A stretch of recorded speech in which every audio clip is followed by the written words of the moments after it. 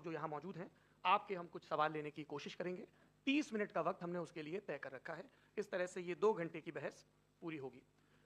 2-3 बुनियादी बातें हैं जिनका हमें ध्यान रखना है। किसी भी किस्म की नारेबाजी में हमें शरीक नहीं होना है। ये हल्ला गुल्ला नहीं है, क्योंकि पूरी दुनिया देख रही है, तो एक नज़ीर कायम करनी है, एक उदाहरण लोगों के सामने रखना है कि पढ़े लिखे लोग इत्तेफाकी और नाइत्तेफाकी रखते हुए भी, एक दूसरे से सहमति और असहमति रखते हुए भी बात कह सकते हैं। यहाँ पर मेरे JNU के प्रोफेसर बैठे हैं, पुरुषोत्तम अग्रवाल जी, जिन्होंने हमें क्लास में सिखाया है कि सहमति का साहस और असहमति का विवेक, और इसका ठीक उलट भी, ये बड़ा जरूरी है। दूसरी बात, ये किसी एक धर्म के बारे में बहस नहीं है, ये बात सबको स्पष्ट होनी चाहिए। किसी धर्म को महान बताने या किसी धर्म को कमतर बताने की ये बहस नहीं है। तो यदि कोई इस उम्मीद से देख रहा है या यहां आया है, तो मैं आपको आश्वस्त करना चाहता हूं कि आपको नाउम्मीदी हाथ लगेगी। इस बहस में बहुत ज्यादा धार्मिक प्रतीकों के इस्तेमाल को लेकर भी, ये दोनों लोग जो अभी आपको गंभीर दिख रहे हैं, भले लोग हैं, कल शाम को चाय पर मिले थे, बहुत हंसी मजाक भी इनके बीच हुआ था, और गलबैयां डालते हुए एक तस्वीर भी हुई थी। ये इस बात का प्रमाण है कि इंटरनेट पर जो हल्ला मचा हुआ है उसके मुकाबले ये दोनों लोग बहुत ही अच्छे शांत ढंग से बहस के लिए राजी हो गए हैं। ट्विटर की बातें ट्विटर तक सीमित, एलन मस्क आजकल उसको एक्स कहते हैं। और अब इस बहस की शुरुआत, मैं इन विद्वानों का, हालांकि इनको परिचय की जरूरत नहीं, पर हो सकता है, हमें पत्रकारिता में सिखाया जाता है कि नेवर अज्यूम, विज्ञान भी यही कहता है। मुफ्ती शमाइल नदवी साहब इस्लामिक विद्वान, शिक्षाविद हैं, कोलकाता के वाहियान फाउंडेशन के संस्थापक हैं, लखनऊ की प्रतिष्ठित दारुल उलूम नदवतुल उलमा से ग्रेजुएशन किया है, सोशल मीडिया और सार्वजनिक मंचों पर अध्यापन और बौद्धिक कामों में सक्रिय हैं, और इस समय इंटरनेशनल इस्लामिक यूनिवर्सिटी मलेशिया से PhD कर रहे हैं। अच्छी बात यह है कि पढ़ाई के साथ साथ ट्रैवल ब्लॉग भी बनाते हैं। पेट्रोनास टावर के सामने का ब्लॉग हमने देखा। हमारे साथ जावेद अख्तर साहब हैं। जावेद अख्तर साहब कवि हैं, शायर हैं, गद्य भी लिखते हैं, फिल्मों के लिए संवाद लिखे हैं, गीत लिखे हैं। इससे इतर ये वैज्ञानिक सोच को लेकर या अपने डिक्लेयर्ड एथिज्म को लेकर भी मुखर रहते हैं और अपने तहीं रैशनैलिटी की बात करते हैं। देवियों और सज्जनों, डज गॉड एग्जिस्ट? इस सवाल का जवाब सब अपने अपने तहीं खोजने की कोशिश कर रहे हैं। कोई इसको गॉड डैम पार्टिकल की खोज बताता है, कोई गॉड पार्टिकल की खोज बताता है, कोई हिग्स बोसान की खोज बताता है, कोई ये सवाल जवाब तलाशने की कोशिश करता है कि मास एग्जिस्टेंस में आखिर आया कैसे, हुआ क्या था, सृष्टि के पहले, समय के पहले क्या था, और कोई ये कहता है कि ये सारी खोजें जिस मस्तिष्क में हो रही हैं प्रकृति के क्रम में, वो कैसे विकसित हुआ। मैं उम्मीद करता हूं कि हम आज इन बुनियादी सवालों के कुछ जवाब हासिल करने में कामयाब हूं। मैं सबसे पहले मंच पर आमंत्रित कर रहा हूं मुफ्ती शमाइल नदवी साहब को। आइए सर जी।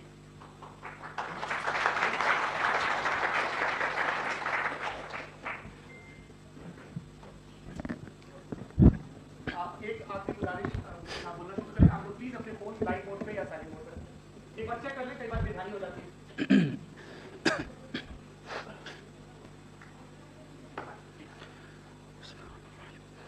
तमाम तारीफें उस क्रिएटर के लिए जिसने इस यूनिवर्स को एक मकसद के तहत पैदा किया है।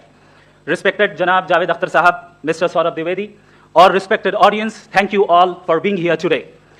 आज की डिबेट में चूंकि हम बात करने वाले हैं डज गॉड एग्जिस्ट के टॉपिक पर, तो ये एक ऐसा टॉपिक है जिसके मुताल्लिक कोई भी डिसीजन लेने के लिए अलग अलग स्टैंडर्ड्स हो सकते हैं। लिहाजा डिबेट के शुरू में यह जरूरी है कि हम ये जान लें कि आज के इस टॉपिक में कौन सा स्टैंडर्ड सही होगा और कौन सा गलत होगा। सबसे पहला स्टैंडर्ड जिसे मैं समझता हूं कि हमारे रिस्पेक्टेड जनाब जावेद अख्तर साहब बड़ी तेजी के साथ उसकी तरफ लपकेंगे, वो है साइंस। जबकि साइंस दर हकीकत खुदा के एग्जिस्टेंस को डायरेक्टली साबित करने या उसके एग्जिस्टेंस को डिनाई करने के लिए स्टैंडर्ड नहीं बन सकती। और उसकी वजह क्या है, ये मैं नहीं कह रहा, ये वो लोग कह रहे हैं जो साइंस के एक्सपर्ट्स हैं। नेशनल एकेडमी ऑफ साइंस कहती है science doesn't have the processes to prove और disprove the existence of God. Why? क्योंकि साइंस का ताल्लुक एम्पेरिकल एविडेंस से है, और एम्पेरिकल एविडेंसेस का ताल्लुक हमारे नेचुरल और फिजिकल वर्ल्ड से है, जबकि गॉड नॉन फिजिकल और सुपर नेचुरल रियलिटी है। लिहाजा नॉन फिजिकल रियलिटी को आप उस टूल के साथ नहीं चेक कर सकते जिसका काम फिजिकल रियलिटी को तलाश करना है। लिहाजा आज इस डिबेट में गॉड की एग्जिस्टेंस को साबित करने या उसे डिनाई करने में साइंटिफिक एविडेंस को एक्सेप्ट नहीं किया जाएगा। दूसरा स्टैंडर्ड हो सकता है रेविलेशन, कि रेविलेशन के जरिए हम यह साबित करें कि गॉड एग्जिस्ट करता है या नहीं। लेकिन यह स्टैंडर्ड भी आज इररेलेवेंट है। क्यों? क्योंकि रेविलेशन मेरे नजदीक सोर्स ऑफ नॉलेज है, वैलिड सोर्स ऑफ नॉलेज है, लेकिन हमारे जावेद अख्तर साहब के नजदीक ये वैलिड सोर्स ऑफ नॉलेज नहीं है। लिहाजा आज की डिबेट में मैं एक भी एविडेंस किसी भी मजहबी स्क्रिप्चर से नहीं दूंगा, ताकि जावेद अख्तर साहब के लिए वो अनएक्सेप्टेबल ना हो। तीसरा जो मेयार हो सकता है वो है ऑब्जर्वेशन کہ بھائی کوئی کہے کہ ہمیں خدا دکھاؤ، اگر ہے تو دکھاؤ، یا یہ کہ خدا کے ایگزسٹنس پر امپیریکل ایویڈنس دو، تو یہ ہے در حقیقت غلط ٹول کا استعمال کرنا. یہ ایسا ہی ہے کہ جاوید صاحب مجھ سے یہ مطالبہ کریں کہ مفتی صاحب آپ میٹل ڈیٹیکٹر کے ذریعے پلاسٹک ڈیٹیکٹ کر کے دکھائیں. اب چونکہ پلاسٹک ڈیٹیکٹ نہیں ہو پا رہی ہے لہٰذا plastic does not exist. Know, you are using the wrong tool. Us tool سے پلاسٹک کو ڈیٹیکٹ نہیں کیا جاتا. لہٰذا میں سمجھتا ہوں کہ گاڈ کے ایگزسٹنس پر امپیریکل ایویڈنس کا مطالبہ کرنا ایک بچکانہ مطالبہ ہے، اور ہمارے رسپیکٹڈ جناب جاوید اختر صاحب اس اسٹیج سے اب بہت آگے نکل چکے ہیں. اب بچتا ہے ایک ہی اسٹینڈرڈ، اور وہ اسٹینڈرڈ ہے عقل، لاجک، ریزننگ. اور یہی وہ اسٹینڈرڈ ہے جس کے تحت گاڈ کی ایگزسٹنس کو ثابت کیا جائے گا یا گاڈ کی ایگزسٹنس کو ڈینائی کیا جائے گا. لیکن چونکہ یہ بہت امپورٹنٹ اور سینسٹیو ٹاپک ہے، اس لیے لاجیکل آرگیومنٹ بھی ایسا ہونا چاہیے جو ڈیفینیٹو ہو، انڈیفینیٹو نہ ہو، جو 2 اور 2 4 کی طرح بالکل واضح ہو، جسے لاجیکلی ریجیکٹ کرنا پاسبل نہیں ہو. فار ایگزامپل ہم کہیں ہمارے رسپیکٹڈ مسٹر سوربھ صاحب یہ ایک انسان ہے اور تمام انسان کانشیس بینگ ہے، لہٰذا نتیجہ کیا نکلا؟ ہمارے سوربھ صاحب بھی کانشیس بینگ ہے. کیا یہ انڈیفینٹ آرگیومنٹ ہے یا ڈیفینٹ آرگیومنٹ ہے؟ یہ ڈیفینٹ آرگیومنٹ ہے. یہ 2 اور 2 کی طرح واضح ہے، اس میں کسی طرح جو ہے لاجیکلی اس کو ریجیکٹ نہیں کیا جا سکتا. تو اگر آج ہمارے جاوید اختر صاحب ایسی کوئی عقلی دلیل اور لاجیکل ایویڈنس دیں خدا کے نہ ہونے پر جو ڈیفینٹ بھی ہو، تو میں یہ اعلان کرتا ہوں کہ یقیناً میں اس ایویڈنس کو قبول کروں گا اور اس پر غور کروں گا. لیکن ساتھ میں یہ بھی اعلان کر دیتا ہوں پریڈکشن کے طور پر کہ ایسا کوئی ڈیفینٹ آرگیومنٹ کوئی نہیں پیش کر سکتا. دلیل ہم دیں گے اور ڈیفینیٹو دلیل دیں گے، لاجیکل دلیل دیں گے، ایسی دلیل دیں گے جو انٹائر ایتھیسٹک ورلڈ اسے ریفیوٹ نہیں کر سکتی. چلیں اب ہم ایک ایگزامپل سوچتے ہیں، ایک سینیریو، سمپل سینیریو. تمام آڈینس سے گزارش ہے، ہم اور آپ ایک آئسولیٹڈ آئلینڈ پر ہیں، ایسا آئلینڈ جہاں پہ ہم سے پہلے کوئی کبھی نہیں گیا. چلتے چلتے آپ کے سامنے اچانک آپ نے دیکھا ایک پنک کلر کی بال پڑی ہوئی ہے.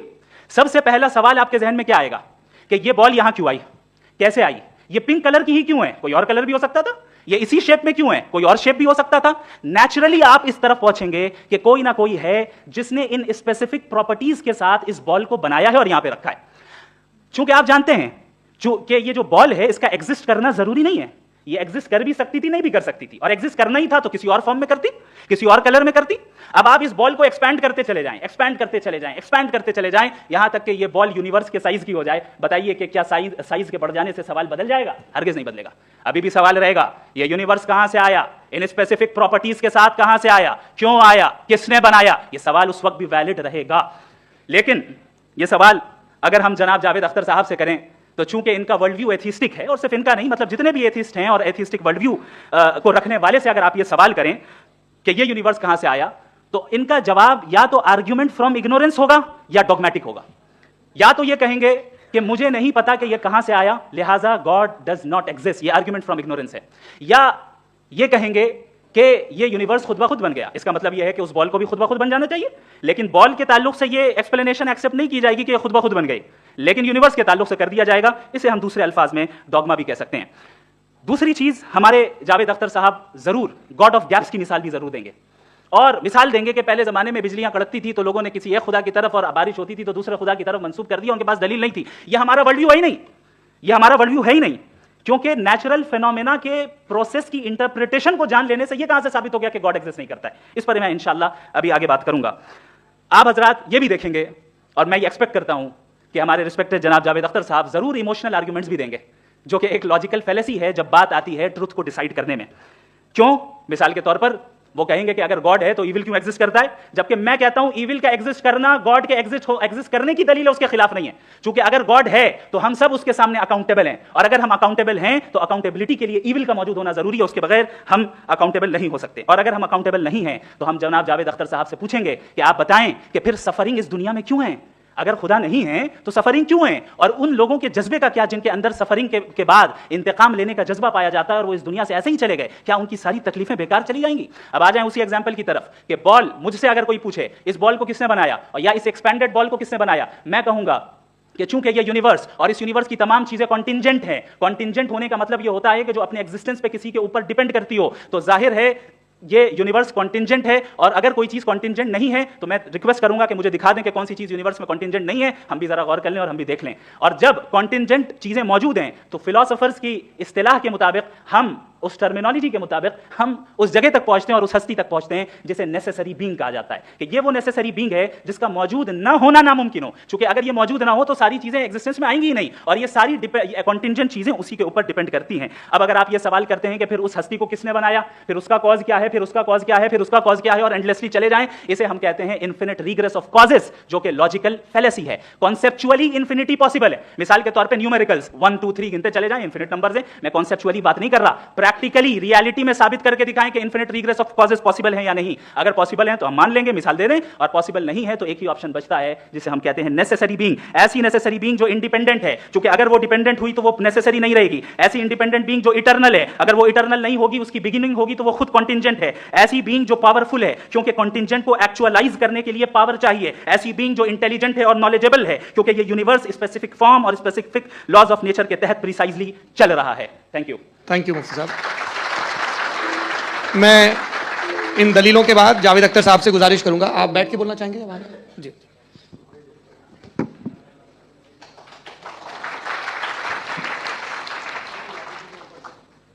پہلے تو میں مفتی صاحب کو ایک اچھی خبر دینا چاہوں گا کہ میری نالج سائنس کے بارے میں بڑی معمولی ہے, تو آپ فکر نہ کریں اس کی, لیکن کچھ کامن سینس ہے مجھ میں. دیکھیے, یہ خدا کا تصور کوئی نیا تصور نہیں ہے, یہ صدیوں سے رہا ہے. یہ کچھ ریلیجن 3000 سال پرانے ہوں گے, 4000 سال پرانے ہوں گے, لیکن انسان کوئی 10,000 12,000 سال سے ایگزسٹ کرتا ہے ہومو سیپین کی شکل میں, اور ہمیشہ کچھ نہ کچھ مذہب رہے. یہ مذہب جاہلوں کے نہیں تھے, یہ مذہب ایک ایسی گریک سوسائٹی کے تھے جہاں بڑے بڑے فلاسفر پیدا ہوئے. یہ مذہب ایجپشینس کے تھے جنہوں نے پیرامڈ بنائے تھے. یہ رومنس کے تھے کہ جن کا آرکیٹیکچر اور سینٹ یعنی پہلی بنیاد ڈیموکریسی کی, لمیٹڈ تھی مگر ڈیموکریسی تھی, یہ ان لوگوں نے کیے تھے. تو ان کا جو جوپیٹر تھا, را تھا, زیوس تھا, انہیں اس پہ اتنا ہی اعتماد تھا جتنا آج کسی مذہبی آدمی کو اپنے خدا پہ ہوگا. کرسچینٹی آنے سے پہلے یورپ میں ایک مذہب تھا جرمینک ریلیجن. اس کا ایک خدا تھا, اس کی ایک بیوی تھی, اس کے 2 بیٹے تھے, ایک بیٹی تھی. پھر جرمنی میں جب یورپ میں کرسچینٹی آئی تو وہ خدا, اس کی بیوی اور پورے خاندان چلا گیا. تو ہم نے اگر ہم ہسٹری دیکھیں تو خدا جو ہیں وہ زیادہ تر فانی ہیں, وہ ہمیشہ رہے نہیں.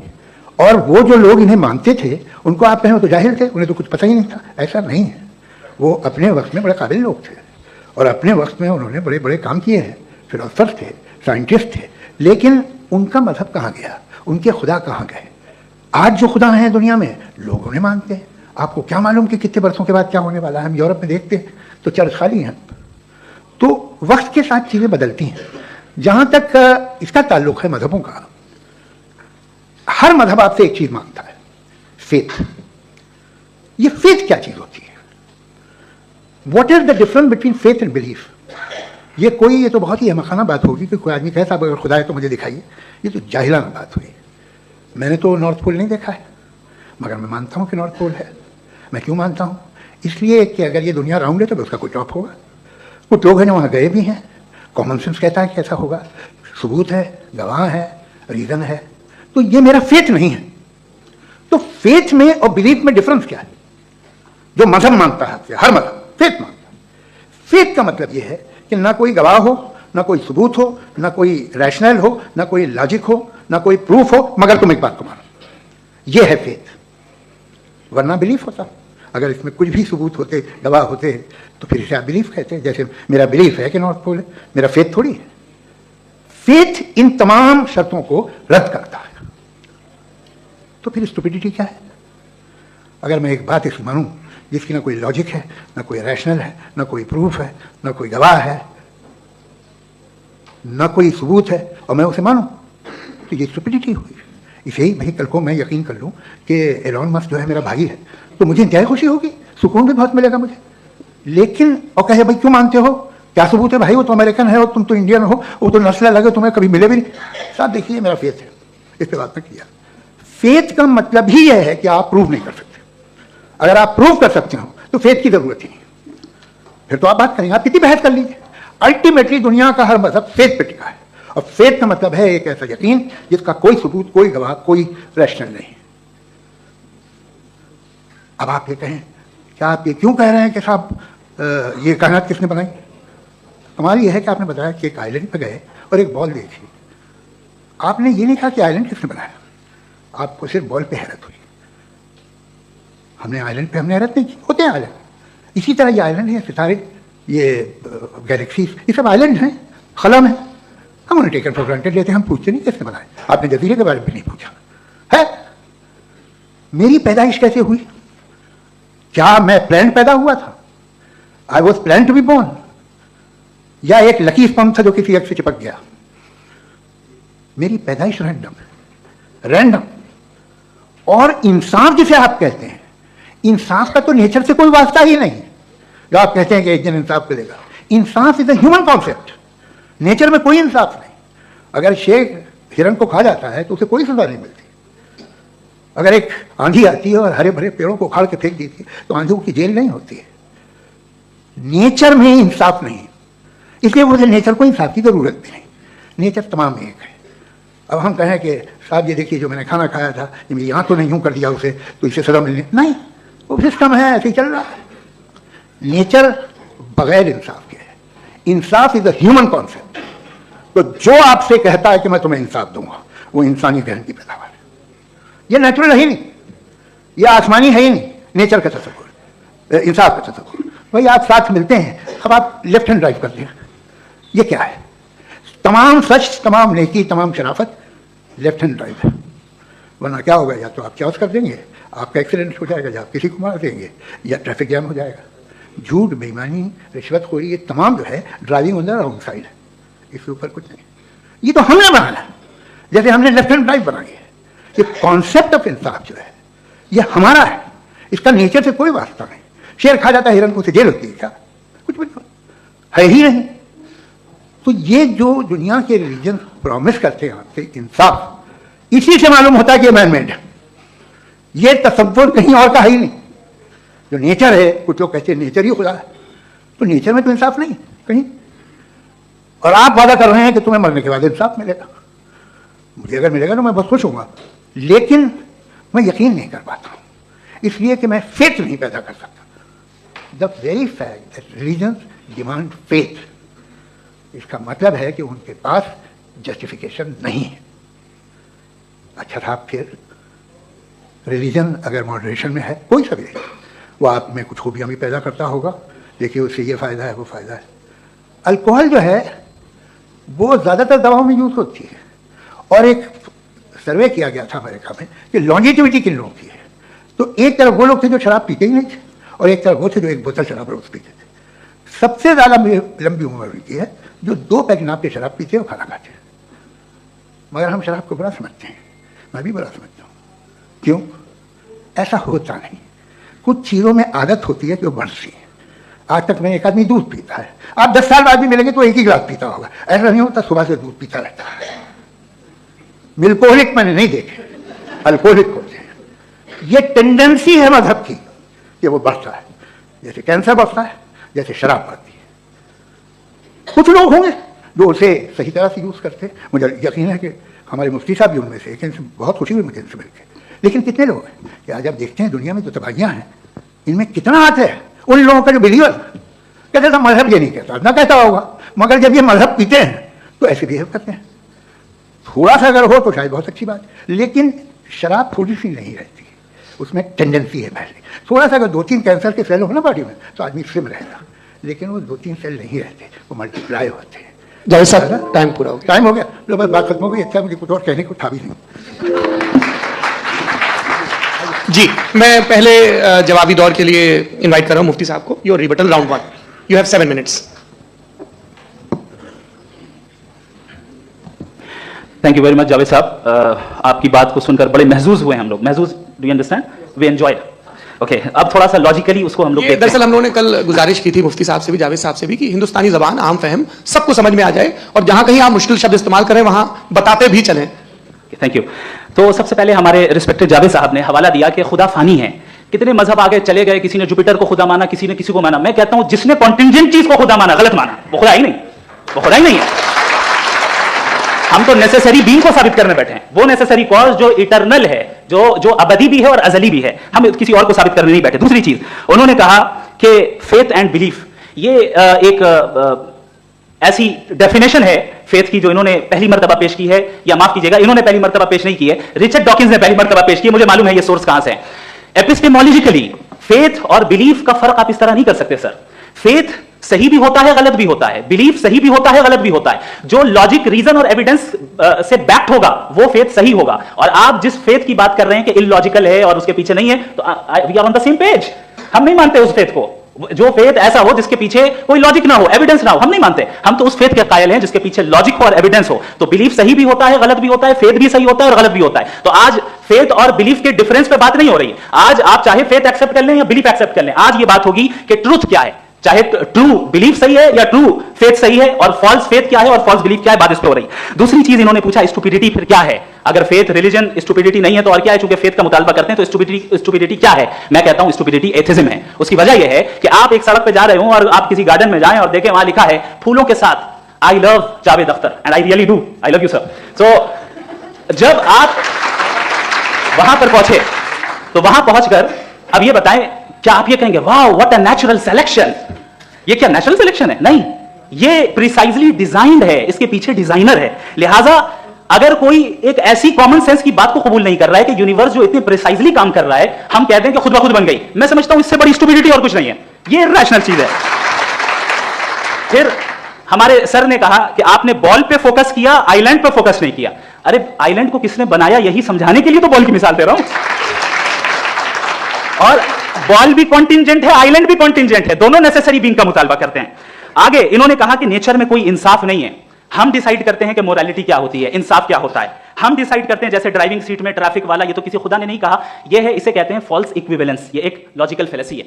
आपने जो है मिसाल दी ड्राइविंग की और ट्रैफिक की, ये सब्जेक्टिव मोरालिटी है। आप सब्जेक्टिव मोरालिटी को मिसाल बनाकर ऑब्जेक्टिव मोरालिटी के ऊपर नहीं थोप सकते। इंसाफ या ऑब्जेक्टिव मोरालिटी, अगर आप ये कहते हैं कि नेचर में इंसाफ नहीं है तो इंसाफ का न होना ये नेचुरल हुआ, तो फिर नेचर को नेचर रहने दे, क्यों हम इतना स्ट्राइव कर रहे हैं दुनिया में इंसाफ लाने के लिए? ये तो इलॉजिकल बात है, इरैशनल बात है। इसलिए बहुत सी चीजें ऐसी हैं जो ऑब्जेक्टिवली जो है इविल या गुड हैं, और बहुत सी चीजें ऐसी हैं जो सब्जेक्टिवली हैं। सब्जेक्टिवली जो मोरल होता है या इमोरल होता है उसको हम सोशल कंसेंसस से या पर्सनल प्रेफरेंस से डिसाइड करते हैं। लेकिन जो ऑब्जेक्टिव मोरालिटी है, जिसमें इंसाफ आया, जो इन्होंने बार बार रिपीट किया, ये ऑब्जेक्टिव है, सब्जेक्टिव नहीं है। अगर आप कहते हैं ये सब्जेक्टिव है, तो मेरा सवाल आपसे ये है, क्या सोशल कंसेंसस के जरिए अगर जुल्म को सही करार दे दिया जाएगा तो आप जुल्म को जस्टिफाई करेंगे?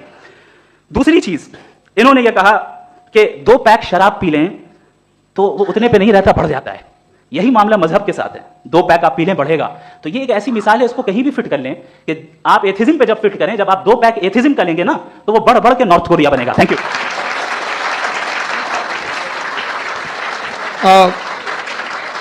फर्स्ट राउंड के रिबटल के लिए मैं जावेद साहब को इनवाइट कर रहा हूं। आपके पास 7 मिनट का वक्त है, रीसेट कर दीजिएगा प्लीज। मुझे इस बात की खुशी है कि मुफ्ती साहब ने भी मान लिया कि नेचर में कोई इंसाफ नहीं है। तो कोई भी चीज़ जो इंसान ने नहीं बनाई है उसमें इंसाफ नहीं होता है। एक बात मैं आपसे अर्ज़ करूँ, जरा पता लगा लीजिएगा, ये जो आप बाग में जाते हैं बेहद खूबसूरत फूल देखते हैं ना, इनमें से कोई नेचुरल नहीं है। ये सारे फूल क्रॉस करके बनाए गए हैं। जो जंगल में फूल होते हैं नहायत मामूली होते हैं, ये फूल इंसानों ने बनाए हैं। जो आप बाग में देख के वाह वाह कहते हैं, ये इंसानों के बनाए हुए हैं। डिफरेंट फूलों को क्रॉस करके, डेवलप करके, फिर क्रॉस करके इस तरह से बनाए गए। नेचुरल फ्लावर नहीं, किसी जंगल वीरान में जाके आप गुलाब के फूल नहीं देखेंगे। इसे बनाए हुए इंसान ने, बहुत से काम इंसान ने किए हैं। बाकी है कि आपने मेरी एक बात का जवाब नहीं दिया, जिससे मुझे शिकायत है कि फेथ क्या है और आप फेथ मांगते क्यों हैं मुझसे? आप तो लॉजिकल हैं, आपके पास तो सारे रैशनल हैं, आपके पास सारे सबूत हैं, तो आपको फेथ की डिमांड क्यों करते हैं कि भाई तुम सरेंडर कर दो और सवाल मत करो? कोई मजहब सारे सवाल करने की इजाजत नहीं देता है और मना करता है कि ज़्यादा सवाल ना करो, बहक जाओगे तुम। आप क्यों रोकते हैं? हकीकत यह है कि इंसानी तारीख क्या है। इंसानी तारीख यह है कि दुनिया में 2 तरह के लोग हुए हैं। एक वो जिन्होंने अपनी लाइल्मी की परस्तिश की है, दूसरे वो जिन्होंने अपनी इग्नोरेंस या लाइल्मी से झगड़ा किया है और मालूम किया है कि क्या है।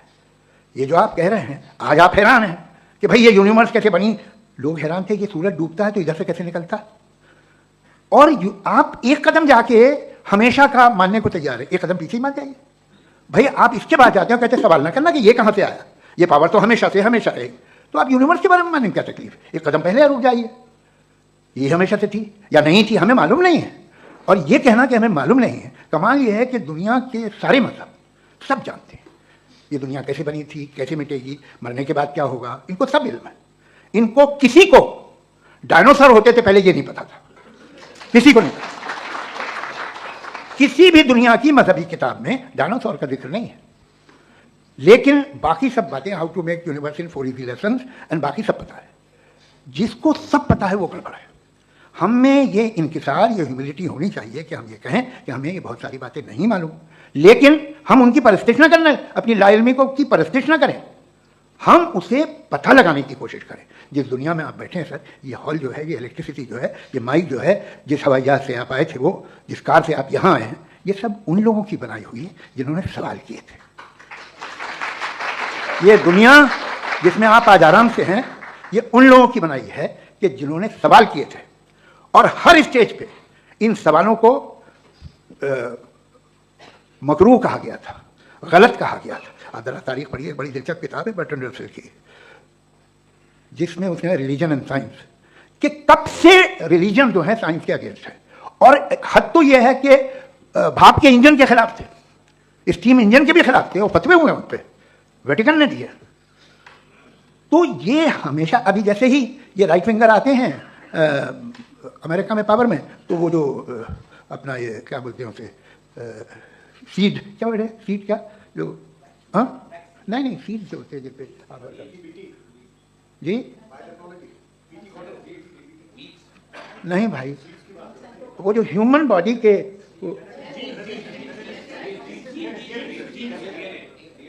उस पर रिसर्च बंद हो जाती है, रिपब्लिकन नहीं करने देते। अरे भाई इतना डर क्या है तुम्हें?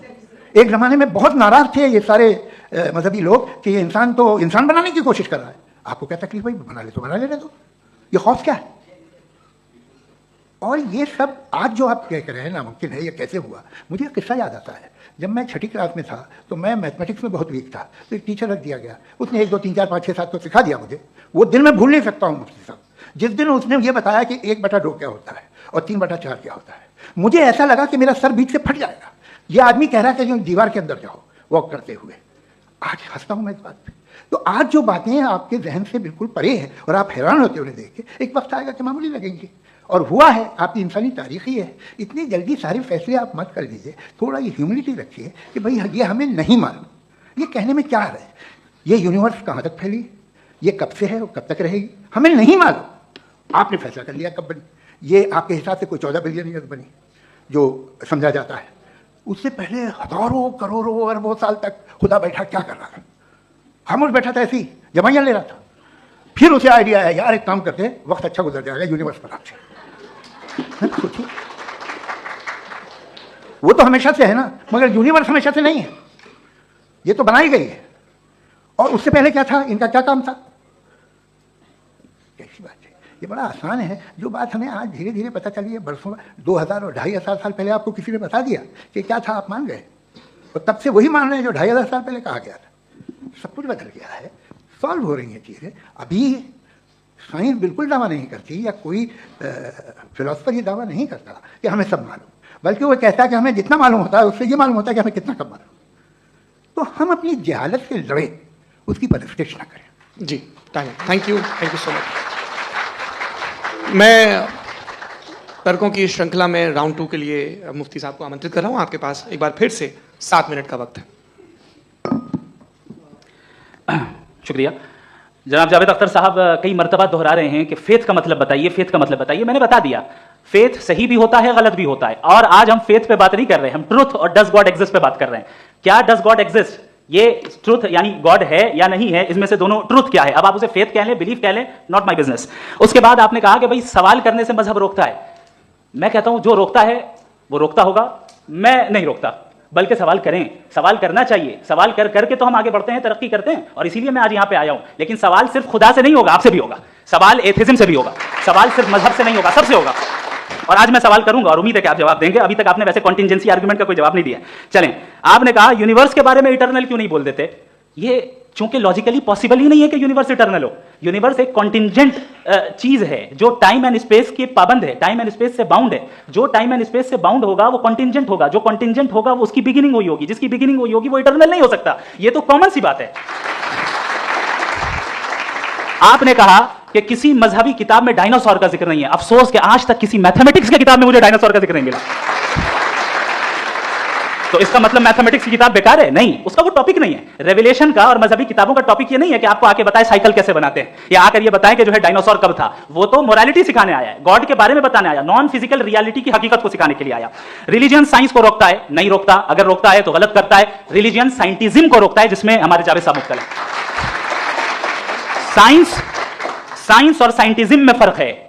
سائنٹزم یہ ہے کہ آپ سمجھیں کہ سائنس اور سائنٹیفک میتھڈالوجی یہ نالج کو حاصل کرنے کا واحد سورس آف نالج ہے. یہ ہے سائنٹزم. ہم اسے ریجیکٹ کرتے ہیں. ہم سائنس کو تو ترقی کرتے ہیں. بھائی آپ ہماری پوری تاریخ کر لیں، پڑھ لیں تو آپ کو پتہ چل جائے گا. بہرحال یہ الگ ٹاپک ہے. اس کے بعد انہوں نے ایک لفظ کہا، ویٹیکن نے فتویٰ دیا. ویٹیکن کا فتوے سے کوئی تعلق نہیں ہے، دونوں کانٹراڈکٹری الفاظ ہیں. اس کے بعد انہوں نے کہا کہ بھائی ہمیں نہیں معلوم. اگر نہیں معلوم تو کلیئرلی کہہ دینا کہ نہیں معلوم ہے، اس میں کیا حرج ہے؟ تو وہی تو میں کہہ رہا ہوں نا کہ آپ کہہ دیں کہ نہیں معلوم، لیکن کلیم کیوں کر رہے ہیں کہ گاڈ ایگزسٹ نہیں کر رہا ہے؟ آپ کہہ دیں نہیں معلوم ہے، ہو سکتا ہے ہو سکتا نہ ہو، لیکن آپ کلیم کر رہے ہیں. The moment you say God does not exist, this is a claim, and now the burden of proof is upon you too. جیسے ہمارے اوپر ہے. اور کیوں ہے میں بتاتا ہوں، کیوں ہے یہ بھی میں بتاتا ہوں. فلسافیکلی جو کلیم ہوتا ہے نا، صرف یہ نہیں ہوتا کہ انسان کہے پازیٹیو کلیم کرے اور نیگیٹو کلیم کرے تو برڈن آف پروف نہیں ہے. آپ مثال کے طور پہ میں کہوں کہ فلاں اس کمرے میں کوئی نہیں ہے، میں نے ایک نالج کا کلیم کیا ہے. اس کمرے میں کوئی نہیں ہے، میں نے ایک نالج کا کلیم کیا. یا تو میں کو مجھے نہیں پتا، ہو بھی سکتا ہے نہیں بھی ہو سکتا ہے، دس از ناٹ اے کلیم. لیکن جب میں کہہ رہا ہوں کہ وہاں کوئی نہیں ہے یا میں کہہ رہا ہوں وہاں کوئی ہے، دونوں کلیم ہے اور دونوں کے اوپر برڈن آف پروف ہے. ہمارے اوپر بھی برڈن آف پروف ہے. میں نے کنٹینجنسی آرگومنٹ دیا، اسے توڑ کر دکھائیے. آخری چیز انہوں نے کہا کہ خدا دنیا بنانے سے پہلے 150 سال پہلے یا کروڑوں سال پہلے کیا کر رہا تھا. ارے حضرت چلیں بہرحال میں جواب دے دیتا ہوں. آپ ہمارے ریسپیکٹڈ پرسنالٹی ہیں، اگر آپ نہیں ہوتے تو میں اسے انٹرٹین ہی نہیں کرتا. ٹائم یہ 100 سال پہلے یا 100 سال بعد، پہلے بعد میں ابھی، یہ وہ الفاظ ہیں جن کا تعلق ٹائم سے ہے. ٹائم شروع ہی ہوا ہے یونیورس کی بگننگ کے بعد، تو اس کے پہلے خدا کیا کر رہا تھا؟ سوال ہی لاجیکل ہے. یہ فلسفی ہے. یعنی آپ یہ کہہ رہے ہیں کہ یونیورس کے بننے سے پہلے خدا کیا کر رہا تھا؟ ٹائم کے بننے سے پہلے. پہلے کا تعلق ٹائم سے، ٹائم اس وقت تھا ہی نہیں، تو یہ سوال ہی انویلڈ ہے خدا کے تعلق سے. دوسری چیز، آرگیومنٹ آف کنٹینجنسی جو میں نے آپ کے سامنے پیش کی ہے. آپ نے بار بار یہ پروف کیا اور یہ کہہ رہے ہیں کہ گاڈ آف گیپس. دیکھیں پہلے نہیں معلوم تھا، سائنس نے کر دیا. سمپل کی مثال سے میں سمجھا دیتا ہوں. جس گیپس کی آپ بات کر رہے ہیں نا، سائنس ان گیپس کو جن چیز کے ذریعے بھی پروف کرے گا وہ کنٹینجنٹ ہی ہوگا. اب چاہے وہ فورس ہو، میٹر ہو یا انرجی ہو. لہٰذا سوال ہمارا اس وقت بھی ویلڈ ہوگا جب تک کہ آپ نیسیسری بینگ پہ نہ آ جائیں. اور انفینٹ ریگریس پاسبل نہیں ہے of causes in practical world. تو ظاہر ہے کہیں رکنا پڑے گا، جہاں رکیں گے وہی خدا ہے. دوسری چیز آپ نے یہ کہا، کیا کہہ رہا تھا میں کس point? What? Oh no, after that. Just now.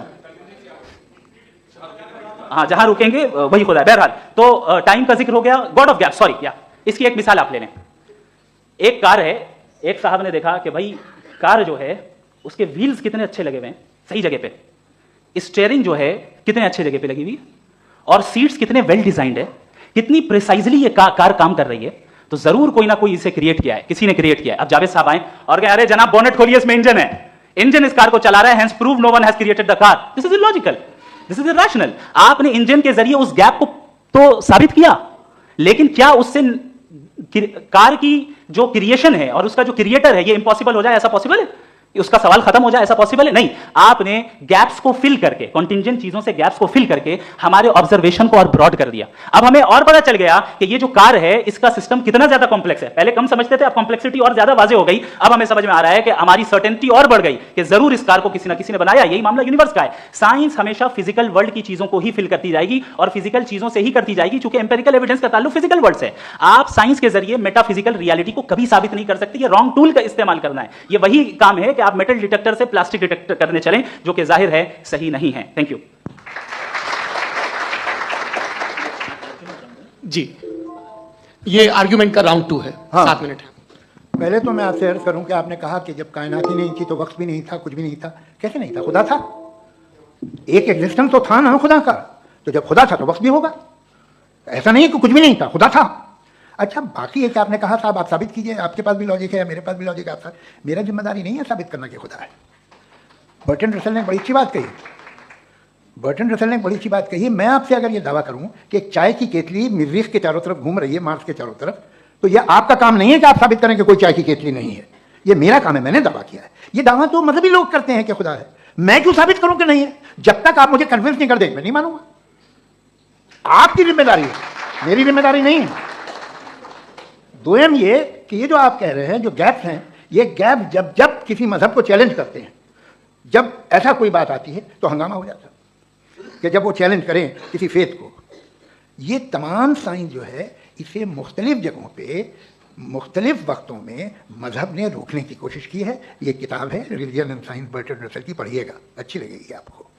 تاریخی ہے سائنس مذہب کی, سائنس سے اس کا یہی رشتہ ہے. اچھا, اب یہ ہم سوچیں کہ بہرحال یہ وجود جو ہے مذہب اور یہ بلیف ان گاڈ انسان کو بہتر بنا دیتا ہے. تو ایک کام کیجیے, ہندوستان ورلڈ کا نقشہ لیجیے اور مارک کیجیے کہ ریلیجن کہاں کہاں زیادہ ہے, کہاں کہاں, چاہے وہ لیٹن امریکہ ہو یا مڈل ایسٹ ہو یا فار ایسٹ ہو یا ہندوستان کے وہ علاقے جہاں مذہبیت زیادہ ہے. رکھ دیجیے نقشہ الگ. اب دوسرا نقشہ کہ کہاں کہاں ناانصافی, ریپریشن, عورتوں کے حقوق کی پامالی, ظلم, ڈکٹیٹرشپ کہاں ہے. نقشہ ایک ہی ہوگا. تو آپ مجھے بتائیں کہ جو اس کا ترکیب استعمال کیا ہے, خدا کا ترکیب استعمال تو بتائیے. آپ چھوٹی سی دوا سڑک پہ بیچتے ہیں, اس کی بھی ترکیب استعمال بتاتے ہیں. اس کے استعمال سے تو فائدہ نہیں ہوا کسی کو. جو سارے کے سارے خراب ملک ہیں, خراب سماج ہے, وہ سارے ظلم خدا کے نام پہ کرتے ہیں. وہ غلط کرتے ہیں, صحیح کرتے ہیں, مجھے کیا لینا دینا اس سے. استعمال سے معلوم ہوتا نا. ایک وسکی کی بوتل کبھی شاید دیکھی ہو آپ نے, لال رنگ کی ہوتی ہے, اس پہ روشنی اور چھپڑی انتہائی خوبصورت لگتی ہے, کیا بگاڑ رہی ہے کسی کا. اس کا استعمال غلط ہے, اس لیے آپ اسے ناپسند کرتے ہیں. اس کا استعمال غلط ہے, اس تصور کا استعمال ہی غلط ہے اور ہمیشہ سے غلط ہوا ہے. آپ دیکھ لیجیے انسانی تاریخ دیکھ لیجیے, آج دیکھ لیجیے ہندوستان دیکھ لیجیے, دنیا دیکھ لیجیے کیا ہو رہا ہے. اسے کیسے استعمال کر رہے ہیں. فیتھ والے لوگ کیا فیئر ہیں, جسٹ ہیں, جو اپنے خداؤں پہ یقین رکھتے ہیں, وہ کس طرح کے لوگ ہیں. وہ لوگوں کو انصاف دیتے ہیں, وہ بہتر انسان بنے. تو اس دوا کا فائدہ کیا ہے. چلو بہت فائدہ ہو رہا تو میں استعمال کر لوں گا. مجھے تو اس دوا کا کوئی فائدہ دکھتا نہیں. مجھے تو ایسا لگتا, میں ایک اور بات بتاؤں, اگر کوئی آدمی مذہبی ہے اور اچھا آدمی ہے تو میں اس کی بہت عزت کرتا ہوں, اس لیے کہ میرا خیال ہے مذہبی آدمی کا اچھا ہونا مجھ سے اچھا ہونے سے زیادہ مشکل ہے. بھائی ہر چیز کی ایک لمٹ ہے. آپ اتنا بھاگ سکتے ہیں, اتنا نہیں بھاگ سکتے, اتنا وزن اٹھا سکتے ہیں, اتنا نہیں اٹھا سکتے, اتنا دور دیکھ سکتے ہیں, اتنا دور نہیں دیکھ سکتے. اسی طرح کامن سینس کہتا ہے کہ آپ میں نیکی کا بھی ایک کوٹا ہوگا. اب آپ اگر صبح جاتے ہیں اپنی عبادت گاہ اور عبادت کرتے ہیں تو باہر نکلتے ہیں تو آپ تو یہی محسوس کرتے ہیں کہ آپ نے ایک بہت اچھا کام کیا, آپ کی نیکی کا ایک بہت بڑا کوٹا خرچ ہو گیا جس سے کسی کا کوئی فائدہ نہیں. میں تو نہیں جاتا ہوں تو مجھے تو کسی کو کھانا کھلانا پڑے گا, کسی بیوہ کی مدد کرنی پڑے گی. میں اپنا کوٹا کیسے کنزیوم کروں. آپ اپنا کوٹا, سارے مذہبی لوگ انتہائی یوزلیس کاموں میں یوز کرتے ہیں. اس کے بعد بھی اگر آپ نے بچی تھوڑی سی شرافت تو بھائی واہ کیا بات ہے. ایک تو مجھے یہ بات بہت اچھی لگ رہی ہے کہ دونوں ہی ودوان سمے کو مانتے ہیں اور بہت سمے سے اپنی دلیلیں اور بعض دفعہ سمے سے پہلے اپنی تقریریں پوری کر کے اپنی اپنی کرسی پر بیٹھ رہے ہیں. یہ اس آرگیومنٹ کا راؤنڈ 2 پورا ہوا. اب ریبٹل کا راؤنڈ 2 ہے اور اس کے بعد کراس ایگزامینیشن ہوگا. نہیں, آپ کا آرگیومنٹ ہو گیا سر. ہمارے یہاں اسکول کے سلیبس میں پنچ پرمیشور کہانی پڑھائی جاتی ہے, پریم چند جی کی لکھی ہوئی. آپ نشچنت رہیے, آپ کی کوئی راؤنڈ میں مس نہیں ہونے دوں گا. ریبٹل کا راؤنڈ 2 مفتی شمائل ندوی صاحب. اصل میں جو حقیقی پرابلم ہے, اصل پرابلم ہے وہ یہ ہے کہ جاوید صاحب کے پاس کانسیپٹ آف گاڈ کلیئر نہیں ہے. انہوں نے کہا کہ کائنات سے پہلے خدا تو تھا, تب بھی تو ٹائم ہوگا. یہ ٹائم کائنات کا حصہ ہے. ہم اس خدا کو مانتے ہیں نیسیسری بینگ کا ٹائم لیس ہونا ضروری ہے چونکہ وہ ٹائم کا کریٹر ہے. جب اس نے ٹائم کو کریٹ کیا تو وہ خود ٹائم پہ کیسے ہوگا. اس نے جب اسپیس کو کریٹ کیا تو خود اسپیس میں کیسے ہوگا. اگر وہ ٹائم اینڈ اسپیس کو پہلے سے ہی اس کا پابند ہے تو پھر کس چیز کو اس نے کریٹ کیا. لہٰذا یہ سوال غلط ہے کہ خدا تھا تو ٹائم ہوگا. بالکل نہیں, ٹائم کے پابند ہم خدا نہیں ہے. ہم فزیکل ورلڈ سے تعلق رکھتے ہیں, وہ میٹا فزیکل ریالٹی ہے. دوسری چیز انہوں نے مثال دی کہ چائے کی کیتلی ہوا میں گھوم رہی ہوگی اور پتہ نہیں شاید وہ برٹن رسل کا انہوں نے حوالہ دیا. بہرحال یہی پرابلم ہے. پرابلم یہی ہے کہ ہم چیزوں کے درمیان ڈفرینشیٹ نہیں کر پاتے. یہ جو آپ نے مثال دی یہ امیجنیشن ہے اور میں جو ثابت کر رہا ہوں وہ لاجیکل نیسیسٹی ہے. آپ امیجن کرنے ہیں تو کچھ بھی کریں, جوپیٹر میں پنک ایلیفنٹ ہوگا, یونیکارن ہوگا, کریں. اس سے کائنات میں کیا فرق پڑتا ہے. اس سے آپ لاجیکل نیسیسٹی ثابت نہیں کر سکتے. میں تو اس پرائم کاز کی بات کر رہا ہوں, اس نیسیسری بینگ کی بات کر رہا ہوں جس کے بغیر اس کائنات کا ایگزسٹنس ممکن نہیں ہے. دوسری چیز مذہب کو سائنس چیلنج کرتی ہے وغیرہ وغیرہ, یہ ہمارا ٹاپک ہی نہیں ہے. میں اس پہ بات کروں گا تو پھر میرا وقت چلا جائے گا. مذہب کے اوپر چونکہ ہماری ڈسکشن نہیں ہے, سائنس کو مذہب اور بالخصوص میں اور ہمارا ورلڈ ویو کم از کم سائنس کو پیچھے نہیں کرتا ہے, سائنٹزم کی مذمت کرتا ہے. اس کی وضاحت میں نے پہلے کر دی. دوسری چیز انہوں نے کہا ورلڈ کا نقشہ لیجیے, ورلڈ میپ لیجیے. 2 الگ الگ جگہ کی. حضرت میں نے یہ ہوم ورک کیا تھا اور میں نے مڈل ایسٹ کا ایک نقشہ لیا اور یورپ کا ایک نقشہ لیا. یہ مذہبی علاقہ اور یہ لبرل اور ایتھیسٹ علاقہ. مجھے پتا چلا کہ سب سے زیادہ ریپ کیسز جو ہیں وہاں پر ہے. مجھے یہ پتا چلا UN کی رپورٹ کے مطابق, میں یہ اپنے گھر سے نہیں کہہ رہا, کہ جو ورکنگ ویمن ہے یورپین کنٹریز میں, اس میں 81% وومن سیکشل ہراسمنٹ کا ورک میں شمار ہو رہی ہے. یہ مڈل ایسٹ میں نہیں ہو رہا ہے, وہ مذہبی لوگ ہیں اس لیے نہیں ہو رہا ہے. دوسری چیز, آپ نے یہ کہا کہ مذہبی آدمی کا اچھا ہونا ہمارے اچھے ہونے سے بہت مشکل ہے, بہت مشکل ہے. تو اس کا مطلب یہ ہے کہ گاڈ کے علاوہ آپ کے پاس اچھے اور برے کا کوئی اسٹینڈرڈ ہے. میں چاہوں گا کہ کنورسیشنل اسٹائل والی ڈسکشن اور سیگمنٹ پہ اسی پہ بات کر لیتے ہیں. Thank you very much. یہ ریبٹل کا راؤنڈ 2 ہے, آپ کے پاس 5 منٹ کا وقت ہے, اور اس کے بعد کراس ایگزامینیشن شروع کریں گے. آپ چاہیں تو جو انہوں نے سوال پوچھے ان کے جواب آپ ریبٹل میں بھی دے سکتے ہیں. جی جی, دیکھیے پہلے تو یہ بات کہ یہ مثال غلط نہیں ہے, غلط ہے. انہوں نے پہلے ہی ہم کو ڈسارم کر دیا کہ عقل سے معاملہ سالو نہیں ہو سکتا, لاجک سے آپ پہنچ نہیں سکتے. یہ ایک میٹر فزیکل چیز ہے. میٹر فزیکل عجیب سا لفظ ہے, ٹھیک سے کسی کو معنی نہیں معلوم اس کے, تو ایسا لگتا ہے کچھ بڑی چیز ہے. ارے بھائی کیا ہوتا ہے میٹر فزیکل, بتاؤ, کھڑی ہو. یہ ایک لفظ ہے جو کہیں بھی استعمال ہو جاتا ہے. جب آپ ایک بات کر رہے ہیں اور آپ مجھ سے بحث کر رہے ہیں تو مجھے میٹر فزیکل مت بتائیے, آپ لاجیکلی مجھے پروف کیے. اور اگر لاجیکلی آپ نہیں بات کرتے صاحب یہ میٹر فزیکل ہے, تو پھر ہم آپ بات کیا کر رہے ہیں؟ میرا آپ کا کس زبان میں کانورسیشن ہوگا؟ اور یہ کہنا کہ وقت پہلے نہیں تھا تو پھر کیوں کہتے ہیں یہ ہمیشہ سے اور ہمیشہ رہے گا؟ ہمیشہ وقت ہے, تو آپ کیسے کہتے ہیں وہ ہمیشہ سے ہے اور ہمیشہ رہے گا؟ ہمیشہ کا مطلب ہے کوئی وقت, اگر وقت ہی نہیں ہے تو ہمیشہ کیسے؟ باہر وہ رہے گا. اب میں یہ دیکھتا ہوں, آپ نے کہا نا کہ وہاں ریپ زیادہ ہوتے ہیں, تو ہم ایک بات دیکھتے ہیں کہ یہ دنیا جس پہ وہ قادر مطلق ہے, جس کی مرضی کے بغیر پتہ بھی نہیں ہلتا, اومنی پوٹنٹ ہے, یہ دنیا چل کیسے رہی ہے؟ اور اس دنیا کا حال کیا ہے؟ 45,000 بچے جو 10 سال کی عمر سے کم تھے وہ غزہ میں مرے. بھوک سے کالا ہانڈی میں بچے مرتے ہیں اور ڈپتھیریا سے مرتے ہیں. ڈپتھیریا عجیب مرض ہے, گلے میں جالی بننا شروع ہوتی ہے, بچہ نیلا ہو جاتا ہے, غریب کا بچہ, اس لیے کہ وہ پاس علاج میں. یہ قادر مطلق ہے جو چاہے کر دے, اس سے آپ دعائیں مانگتے ہیں ہماری یہ کام کر دے وہ کر دے, تو اس کا مطلب ڈے ٹو ڈے لائف میں وہ انٹرفیئر کرتا ہے اور یہ دیکھ رہا ہے وہ. اگر وہ واقعی بھی ہے فار ڈسکشن سیک, تو میں جب دنیا دیکھتا ہوں تو میرے دل میں اس کے لیے کوئی عزت نہیں پیدا ہوتی. یہ کیا کر رہے ہو تم پورے آل پاورفل ہو, اومنی پوٹنٹ ہو, اومنی پریزنٹ ہو, تم تو وہاں غزہ میں رہے ہوگے نا, تم ہر جگہ ہو. تم دیکھ رہے تھے کہ بچے کی کیسے دھجیاں اڑ گئی, تم دیکھ رہے تھے, اور تم چاہتے ہو میں تمہاری پرستش کروں گا, تم ہو بھی. ارے یار اس سے اچھے تو ہمارے پرائم منسٹر ہیں, کچھ تو خیال کرتے ہیں. آپ کس کی عبادت کر رہے ہیں اگر وہ ہے بھی؟ یہ دنیا ناانصافی سے, ظلم سے, جبر سے, تشدد سے بھری ہوئی, اور آپ یہ مت کہیے گا کہ وہ دیکھ رہا ہے اور وہ بتائے گا ایک دن. اگر وہ دیکھ رہا ہے اور انٹرفیئر نہیں کرتا تو آپ دعا کیوں مانگتے؟ آپ کہتے ہیں میرا یہ کام کرا دے, اس کا مطلب ہے وہ دخل دے سکتا ہے, وہ آپ کو نوکری دلوا سکتا ہے, بھلے دوسرے آدمی کو نہ ملے, مگر آپ کا کام کر دے گا چونکہ آپ نے دعا مانگی ہے. تو جب وہ آپ کو نوکری دلا سکتا ہے, لڑکی کی شادی کر سکتا ہے, بیٹے کو گرین کارڈ دلوا سکتا ہے, تو کم سے کم یہ جو مر رہے ہیں بچے ان کو روک دے, کچھ تو کرے. مجھے تو دنیا میں اس دنیا کا کوئی مالک ہے, اس کا اومنی پوٹنٹ کوئی رولر ہے, اور یہ دنیا ایسی چل رہی ہے. میں تو چاہوں گا کہ بھائی نہ ہو, اگر ہو تو بڑی شرمندگی کی بات ہے. شکریہ. دیویوں اور سجنوں, اس بحث کے 2 راؤنڈ اور 2 ریبٹل پورے ہو چکے ہیں. اب سب سے ضروری اور سب سے مشکل راؤنڈ شروع ہو رہا ہے, کراس ایگزامینیشن کا. اب ان ودوانوں کی سجنتا کی ایک پرکھ بھی ہوگی, اور وقت ہم نے 16 منٹ کا طے کیا ہے. پہلا سوال آپ پوچھنا چاہیں گے؟ جی بالکل. آپ مائک لے لیجیے گا ہاتھ میں, نیچے سے. جی میں بولتا ہوں, یہ ڈائس ہٹا سکتے ہیں کیا ہم تھوڑا کوئکلی؟ ڈائس پیچھے کر دیجیے بس تھوڑا سا, تاکہ یہ جو دائیں بائیں لوگ بیٹھے ہیں اسے ہٹا دیجیے. اب ہمیں وہاں تو جانے والے نہیں, آرام سے آرام سے دونوں طرف سے ہٹا دیجیے.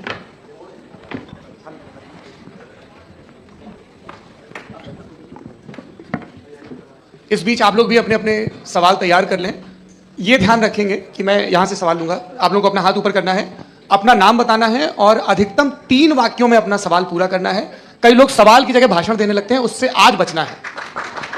جی مفتی صاحب, پہلا سوال آپ کا, 16 منٹ ہیں, ہم دونوں لوگوں کے سوال لیں. جی بہت شکریہ. آپ کی جو ابھی بات ہوئی بہت اہم تھی, میں اس کو چاہوں گا کہ آگے ڈسکس کروں, لیکن چونکہ ابھی وہ سیگمنٹ ہے کراس ایگزامینیشن, تو سب سے پہلا سوال آپ سے یہ ہے کہ جو میں اتنی دیر سے کنٹینجنسی آرگیومنٹ آپ کو بتا رہا تھا, یا عقل سے ہی بتا رہا تھا, حضرت آپ یہ بتائیں کہ آپ انفینٹ ریگریس آف کازز کو پاسبل مانتے ہیں یا نیسیسری بینگ کے ایگزسٹنس کو صحیح سمجھتے ہیں, چونکہ دو ہی آپشن ہو سکتا ہے, آپ یہ بتائیں.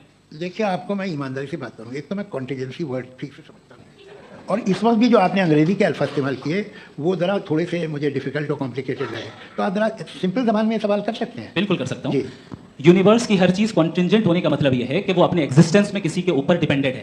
جو بھی چیز ڈیپینڈنٹ ہوگی وہ چیز انڈیپینڈنٹ نہیں ہو سکتی, تو اس کا کوئی نہ کوئی کاز ہوگا. تو اب آپ کیا سمجھتے ہیں کہ یہ انفینٹ ریگریس ہے, یعنی کاز پر کاز, کاز پر کاز, کاز پر کاز, اور کبھی کوئی یعنی اینڈلیسلی چلتا رہا؟ چونکہ اگر ایسا ہوگا تو ہم تو ایگزسٹنس میں آتے ہی نہیں. لاجیکلی یہ متفق علیہ چیز ہے, متفق علیہ اگریڈ اپون. اس پہ ہم نے ایگری کیا تھا کہ مشکل شبد آئے گا تو ارتھ بتانا پڑے گا. تو انفینٹ ریگریس تو پاسبل نہیں ہے, تو کہیں نہ کہیں آپ کو رکنا پڑے گا ایسے نیسیسری بینگ پر. نہیں, کوئی ضرورت نہیں رکنے کی. کس نے کہا آپ رکنا پڑے گا؟ آپ رکتے ہیں خدا پہ, آپ نہیں رکتے. آپ کہتے ہیں وہ ہمیشہ سے, جب اس وقت ہے جب وقت نہیں تھا. آپ کہاں رکتے ہیں کہ اب ہوا تھا وہ؟ آپ نہیں کہتے. ہم کیوں نہیں مان سکتے کہ یونیورس جو ہے اور بلکہ ملٹی ورسز جو ہے وہ ہمیشہ سے ہیں, وہ بنتی ہیں, بگڑتی ہیں. ایک ہمارے یہاں ایک چیز ہے بلیک ہول, وہ سمیٹ لیتا ہے واپس, پھر بلاسٹ ہوتا ہے, پھر پھیل جاتا ہے. اور اس میں ہماری تو خیر کوئی اوقات ہی نہیں ہے انسان کی. ایک چھوٹے سے ذرے پہ ہم 50-60 سال کی عمر رکھتے ہیں, جو کروڑوں اربوں سال کی کائنات اس میں, اور پیدا بھی نہایت ہی بےہودہ وجہ سے ہوئے تھے.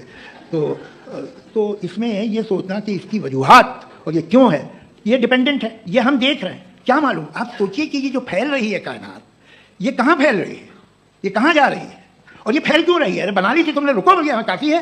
یہ پھیل کیوں رہی ہے؟ اور کون سی کائنات جسے میں دوربین سے دیکھتا ہوں تو 2 بلین لائٹ ایئر پہ ہے, اس سے میرا کوئی واسطہ ہی نہیں ہے. 2 بلین ایئر یعنی اگر میں 80,000 مائلز پر سیکنڈ سے چلوں تو 20 کروڑ سال میں وہاں پہنچ جاؤں گا. اس کی ضرورت کیا تھی؟ یہ دنیا, یہ کائنات تو انسان اشرف المخلوقات کے لیے بنائی گئی نا. تو یہ سب یہ ٹرم سمجھ میں نہیں آیا, اس میں کوئی خاص سمجھنے والی بات تھی نہیں. یہ جو الٹیمیٹ کہا یہ جاتا ہے کہ یہ جو پوری یونیورس ہے, یہ جو دنیا ہے, یہ انسان کے لیے بنائی گئی. اچھا, یہ سب انسان کے لیے. کیوں صاحب, صحیح ہے نا؟ بالکل, لیکن اس کا یہ مطلب نہیں کہ کسی چیز کے پیچھے ریزن آپ کو نہیں پتا تو ریزن نہیں ہے. اسے کہتے ہیں نہیں, مجھے نہیں پتا, لیکن میری ذمہ داری نہیں ہے. وہ بالکل صحیح کہا تھا اس نے, برٹن رسل نے. آپ نے اسے مذاق میں ٹال دیا کہ بھائی آپ ایک دعویٰ کر رہے ہیں, میں کیوں کہوں کہ یہ غلط ہے دعویٰ؟ آپ پروف کیجیے, میرے پہ ذمہ داری ہی نہیں ہے, میں نے تھوڑی کہا ہے.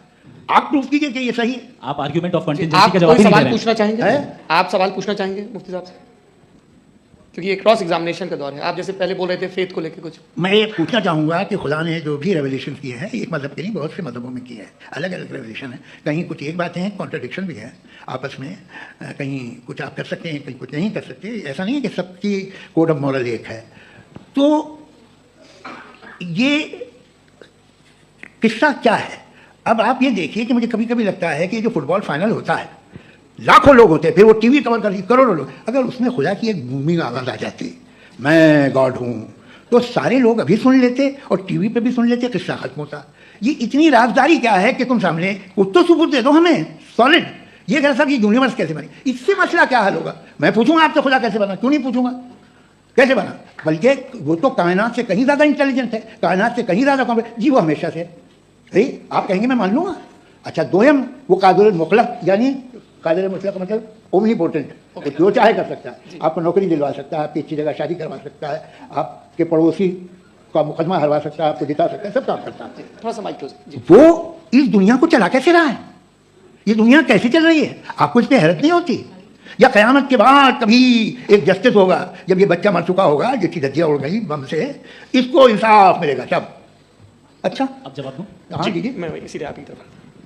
سب سے پہلے آپ نے ریویلیشن اور اسکرپچرز کی بات کی, اس پہ میں بات کر سکتا ہوں لیکن آج نہیں کروں گا چونکہ وقت کم ہے, کبھی اور اس پہ ڈسکس کریں گے. میں تیار ہوں اس پہ بھی بات کرنے کے لیے. یہ ابھی سے راؤنڈ 2 کی بھومکا طے ہو رہی ہے. Does God exist round 2. جی چونکہ آج گاڈ کے ایگزسٹنس پہ بات ہے تو میں اسی کے ریلیٹڈ جو ہے آپ کے سوالات کو انٹرٹین بھی کروں گا اور میں بھی پوچھوں گا. آپ نے کہا کہ آپ نے ثابت ہی نہیں کیا, جبکہ آرگیومنٹ آف کانٹینجنسی بنیادی آرگیومنٹ ہے. آپ مجھے کانٹینجنسی کا مطلب بتائیے, آپ کا مطلب کیا کانٹینجنسی؟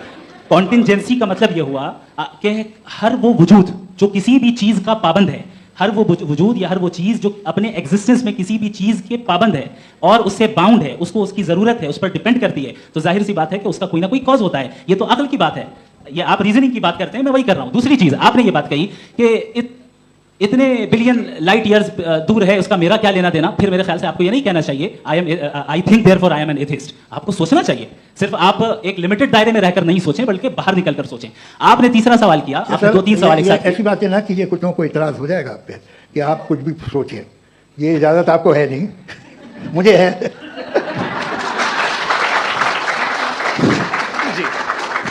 आपने प्रॉब्लम ऑफ इविल के ताल्लुक से सवाल किया और बार बार आप एक लफ्ज रिपीट कर रहे हैं कि ओमनीपोटेंट गॉड है, ऑल पावरफुल गॉड है। यही तो दरअसल समझना है कि गॉड का कॉन्सेप्ट क्या है। प्रॉब्लम ऑफ इविल जो है, प्रॉब्लम ऑफ इविल दर हकीकत 2 असम्पशंस पर कायम है। अगर आप इन 2 असम्पशंस को समझ जाएं तो ये प्रॉब्लम नहीं रहेगी, आर्गुमेंट आपको समझ में आ जाएगी कि ये कोलैप्स कर जाता है। पॉइंट नंबर 1, यानी जो आपका सबसे पहला फॉल्स असम्पशन है कि गॉड मर्सीफुल है, ओमनीपोटेंट है, दुनिया में जुल्म हो रहा है। लेकिन आपको ये समझना चाहिए कि हमारे वर्ल्ड व्यू के मुताबिक गॉड सिर्फ ओमनीपोटेंट और सिर्फ मर्सीफुल नहीं है, बल्कि वो ऑल वाइज भी है और वो ऑल नोइंग भी है। उसके हर काम के पीछे हिकमत और विजडम है। ये कोई जरूरी नहीं है कि वो हिकमत और विजडम आपको समझ में आए या मुझे समझ में आए। अगर आप जो समझ रहे हैं उसके मुताबिक आप फैसला कर रहे हैं, ये लिमिटेड पर्सपेक्टिव से आर्गुमेंट है। और इस चीज को हम अपनी दुनिया में, अपने लाइफ में, डेली लाइफ में इस प्रिंसिपल को एक्सेप्ट करते हैं। हम जब किसी डॉक्टर के पास जाते हैं, डॉक्टर के पास जाकर वो अगर उसने हमें कोई दवाई दी है तो हम ये तो नहीं कहते कि जब तक आपके पास जितना नॉलेज और जितना विजडम नहीं है, आपने क्यों ये दवाई दी है, तब तक हम इस चीज को एक्सेप्ट नहीं करेंगे। नहीं कहते, हम उसकी अथॉरिटी को तस्लीम करते हैं। क्यों? क्योंकि उसकी हम जानते हैं कि वो नॉलेजेबल है, वो विजडम वाला है, हमसे ज्यादा नॉलेज और हमसे ज्यादा विजडम है। बताएं सर। नहीं, डॉक्टर में और खुदा में बड़ा डिफरेंस है। डॉक्टर पढ़ा लिखा होता है, एक तो मैं उसकी बात सुनूंगा। दो ये नहीं कुछ जवाब तो भी नहीं है सर प्लीज, अगर सब ऑडियंस से बोलने लगेंगे तो फिर मतलब नहीं है बहस का। मतलब आप ये कहें कि क्योंकि आप डॉक्टर पे बिलीव करते हैं इसलिए खुदा पे बिलीव कीजिए, क्या ये मिसाल आपको समझाने के आर्गुमेंट है, इस पे आपको एतराज नहीं है। तो सिंपल बात ये है कि मैं अगर ये यकीन कर लूँ कि एक ओमनीपोटेंट उसकी मसलहत है, ये जो बच्चे मर रहे हैं ये मसलहत है उसकी, मुझे नहीं चाहिए इसकी मसलहत, उसकी मसलहत नहीं, यही तो समझना है, मतलब एक्सपीरियंस। अच्छा, इस आपने अभी मेरी बात पूरी सुनी नहीं। मैंने कहा आपका पूरा आर्गुमेंट 2 फॉल्स असम्पशंस पर है। एक फॉल्स असम्पशन मैंने बता दिया, दूसरा फॉल्स असम्पशन ये है कि इस दुनिया में इविल के होने का कोई गुड रीजन नहीं है, जबकि हमारे पास बाज रीजंस मौजूद हैं, हमारे पास बाज वजूहात मौजूद हैं। अगर इस दुनिया में इविल ना हो तो आप गुड को डिफाइन कैसे करेंगे? अगर जुल्म ना हो आप इंसाफ को समझेंगे कैसे? अगर तारीकी ना हो तो आप लाइट को समझेंगे कैसे? बहुत अच्छा, अभी और सुन लें, अभी और बाकी है। ये तो बात बहुत पसंद आई साहब मुझे कि जब तक रेप ना हो तब तक औरतों की इज्जत का ख्याल आपने मेरा जवाब पूरा सुना ही नहीं। जब तक के बच्चों का कत्ल ना किया जाए तब तक आपको बच्चों की मासूमियत की इज्जत। आपने पूरा जवाब सुना ही क्या बात है, क्या आपने नुक्ता निकाला? आपने पूरा जवाब सुना ही नहीं। आप सुन लें, मेरी बात सुन लें। ये मैंने आपको एक चीज बताई। दूसरी चीज, इस दुनिया में हम आए हैं टेस्ट के लिए, हमारा टेस्ट हो रहा है और हर इंसान का अलग अलग अंदाज में टेस्ट होता है। और इस दुनिया में अगर इविल मौजूद है तो वो इविल जरिया है हमारे अंदर ह्यूमन नोबल क्वालिटीज को डेवलप करने का और अलग अलग फील्ड में प्रोग्रेस करने का। और अगर हमारे अंदर और इस दुनिया में इविल नहीं होता तो बताइए टेस्ट का मतलब क्या होता? अगर मैं अपने स्टूडेंट को एमसीक्यूज दूं और उसमें सिर्फ राइट आंसर लिख कर दे दूं और कहूं तुम्हारा टेस्ट हो गया, ये मीनिंगलेस है। इस दुनिया में अगर हम टेस्ट के लिए आए हैं तो जाहिर है गुड एंड इविल दोनों मौजूद है। तो अगर गुड एंड इविल दोनों मौजूद है तो ये इविल भी खुदा का बनाया हुआ है? जी हाँ, खुदा का बनाया हुआ है। लेकिन अच्छा, चलो अच्छी बात। जी बिल्कुल, तो बिल्कुल खुदा ने मतलब बनाया। अभी तो ये है कि जो मेजॉरिटी है दुनिया में वो इविल है, तो ये खुदा एक्चुअली इविल के साइड पे लग रहा है मुझे। बिल्कुल भी नहीं, मेजॉरिटी में तो वो है। क्या बात कर रहे हैं भाई आप? कोई भी जो मुंसिफ होगा, चाहे आपका अपना घर हो जिसके आप सबसे बड़े हैं, चाहे आपकी ऑर्गेनाइजेशन हो जो आप चलाते हैं, वहां पर आप इविल रखेंगे साबित करने को कि बाकी लोग शरीफ हैं। मेरी बात सुनिए, क्या ये आर्गुमेंट ही गलत है? अगर जब तक कि कोई इविल नहीं होगा तब तक के शरीफ आदमी शरीफ नहीं लगेगा। अगर एग्जामिनर गलत ऑप्शन दे रहा है तो एग्जामिनर इविल नहीं हो गया, जो गलत ऑप्शन को सेलेक्ट कर रहा है वो फेल होगा।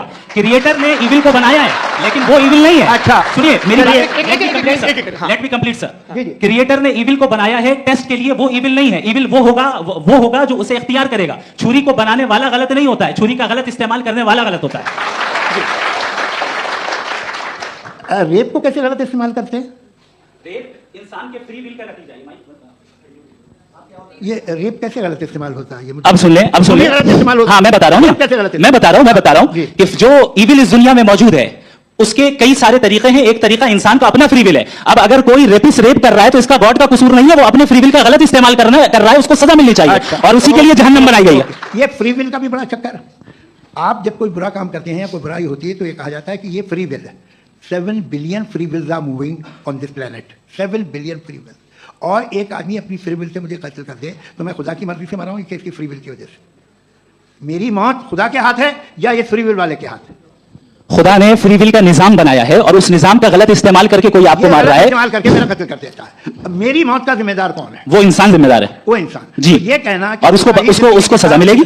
तो अब आप आगे चलिए। کہ یہ طے کرنا کہ اللہ ہی یا خدا اللہ نہیں، خدا ہی زندگی دیتا ہے، خدا ہی موت دیتا ہے، یہ غلط ہے. بالکل غلط نہیں ہاں، ہے. نظام اسی نے بنایا فری ول کا، نظام موت اور حیات کو اسی نے بنایا. You are contradicting yourself. ابھی آپ نے کہا کہ ایک آدمی نے فری ول سے آپ کو مار دیا، اس میں اسے فری ول دی گئی تھی، اس نے غلط استعمال کیا. 7 billion free whales are moving on this planet, اور آپ چاہ رہے ہیں کہ میں صرف خدا کا دھیان کروں. یہ 7 بلین فری ولز کو مجھے لک آفٹر کرنا پڑے گا کہ نہیں؟ یہ تو تباہیاں کر رہی ہیں اور تباہیاں زیادہ ہو رہی ہیں. بالکل. تو اگر آپ بتائیں اگر خدا نہیں ہے فار ایگزامپل، تو آپ ایول کو کیسے ڈیسائیڈ کریں گے؟ یعنی how can you define evil objectively without God? دیکھیے دنیا میں 2 طرح کے جانور ہیں، ایک جو اکیلے رہتے ہیں جنگل میں، اور ایک جو گروپس میں رہتے ہیں. گروپ میں جو بھی رہے گا، چاہے وہ آپ کا فاؤنڈیشن ہو، چاہے کوئی کلب ہو، چاہے کوئی پولیٹیکل پارٹی ہو، چاہے کوئی یونٹ ہو، اس میں آپ کو انٹریکٹ کرنے کے رول بنانے پڑے گا. یعنی لوگ طے کریں گے. اگر لوگوں نے یہ طے کیا کہ کسی کا ریپ کرنا صحیح ہے، آپ جسٹیفائی کریں گے؟ آپ کا فاؤنڈیشن تو یہ ہو گیا نا کہ لوگ ایول ڈیسائیڈ کریں گے. نہیں، ارے دنیا میں ایسے گروپس ہیں جو ریپ کو جائز مانتے ہیں سرٹن حالات میں. میں ڈیٹیل میں نہیں جانوں گا، آپ بھی جانتے ہیں. یہ جو آئسس والے تھے جنہوں نے کیا کیا تھا، تو انہوں نے کیا کیا اس کا خدا سے کوئی تعلق نہیں ہے سر. میں نے سمپل سوال کیا کہ ایول کو آپ ڈیفائن کرتے کیسے ہیں؟ آگے واپس آئیے. جی. آپ ساتھ میں تبھی رہ سکتے ہیں جب کچھ آپ ایسے اصول ڈیولپ کریں جس میں ہر ایک کا بیسک تحفظ، ہر ایک کا بیسک رائٹ ہو اور ہر ایک کو کوئی آرام ملے. یہی طریقہ ہے کسی بھی آرگنائزیشن جس میں ایک سے زیادہ لوگ ہیں اور وہ ایسے چلتی ہے زندگی. اس میں اگر آپ گڑبڑ کریں گے تو تباہی ہوگی، نقصان ہوگا، بربادیاں آئیں گی. اور اگر اس میں آپ گھر لے لیجیے نا، ایک ہسبینڈ ہے، ایک وائف ہے، بچے ہیں، والدہ بھی ہیں، 2 بہنیں بھی ہیں، ایک بھائی بھی ہے. اب اس میں کوئی نظام آپ کو چاہیے ساتھ میں رہنے کا، اور ایک دوسرے پہ بھروسہ رہے، ایک دوسرے کے بھائی خواہ ہوں، ایک دوسرے کی مدد کریں، ایسی زندگی. سر آپ کی بات آ گئی. آپ یہ کہہ رہے ہیں کہ لوگ ڈیسائیڈ کریں گے کیا صحیح ہے کیا غلط ہے، یہی ہے میجورٹی ڈیسائیڈ کرے گی کیا صحیح ہے کیا غلط ہے؟ ارے بھائی بالکل. میجورٹی اگر یہ کہے کہ نازی جرمنی کے ساتھ جس طرح میجورٹی تھی کہ جینوسائیڈ کرنا صحیح، آپ جسٹیفائی کریں گے؟ اس وقت آپ کا یہ سوال صرف اس کے بعد کلوز. ہاں، اس وقت پلانٹ پہ جو لوگ تھے ان میں کتنے لوگ ہٹلر کو صحیح سمجھتے؟ اچھا، پلانٹ کی میجورٹی طے کرے گی سوسائٹی کی نہیں. پلانٹ کی میجورٹی گاڈ کے ایگزسٹنس کو صحیح مانتی ہے، آپ کیوں نہیں مانتے؟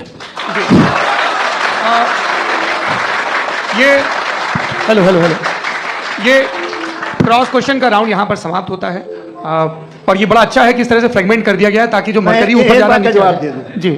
پلانٹ کی زیادہ تر میجورٹی کچھ دوسرے مذہبوں کے خدا کو مانتی ہے. آپ انہیں نہیں، آپ تو میجورٹی کی بات کر رہے ہیں. آپ یہ کہہ رہے ہیں ایول اور گڈ کو ڈیسائیڈ میجورٹی کرے گی، میجورٹی جو کر دے وہ صحیح ہو جائے گا. اس کو جیسا آپ ہی لوگوں نے طے کیا ہے اسی فارمیٹ کو فالو کر لیتے ہیں. بھائی میں نے تو بھلے لوگوں پہ اعتبار کیا اور تب ماڈریشن طے کیا.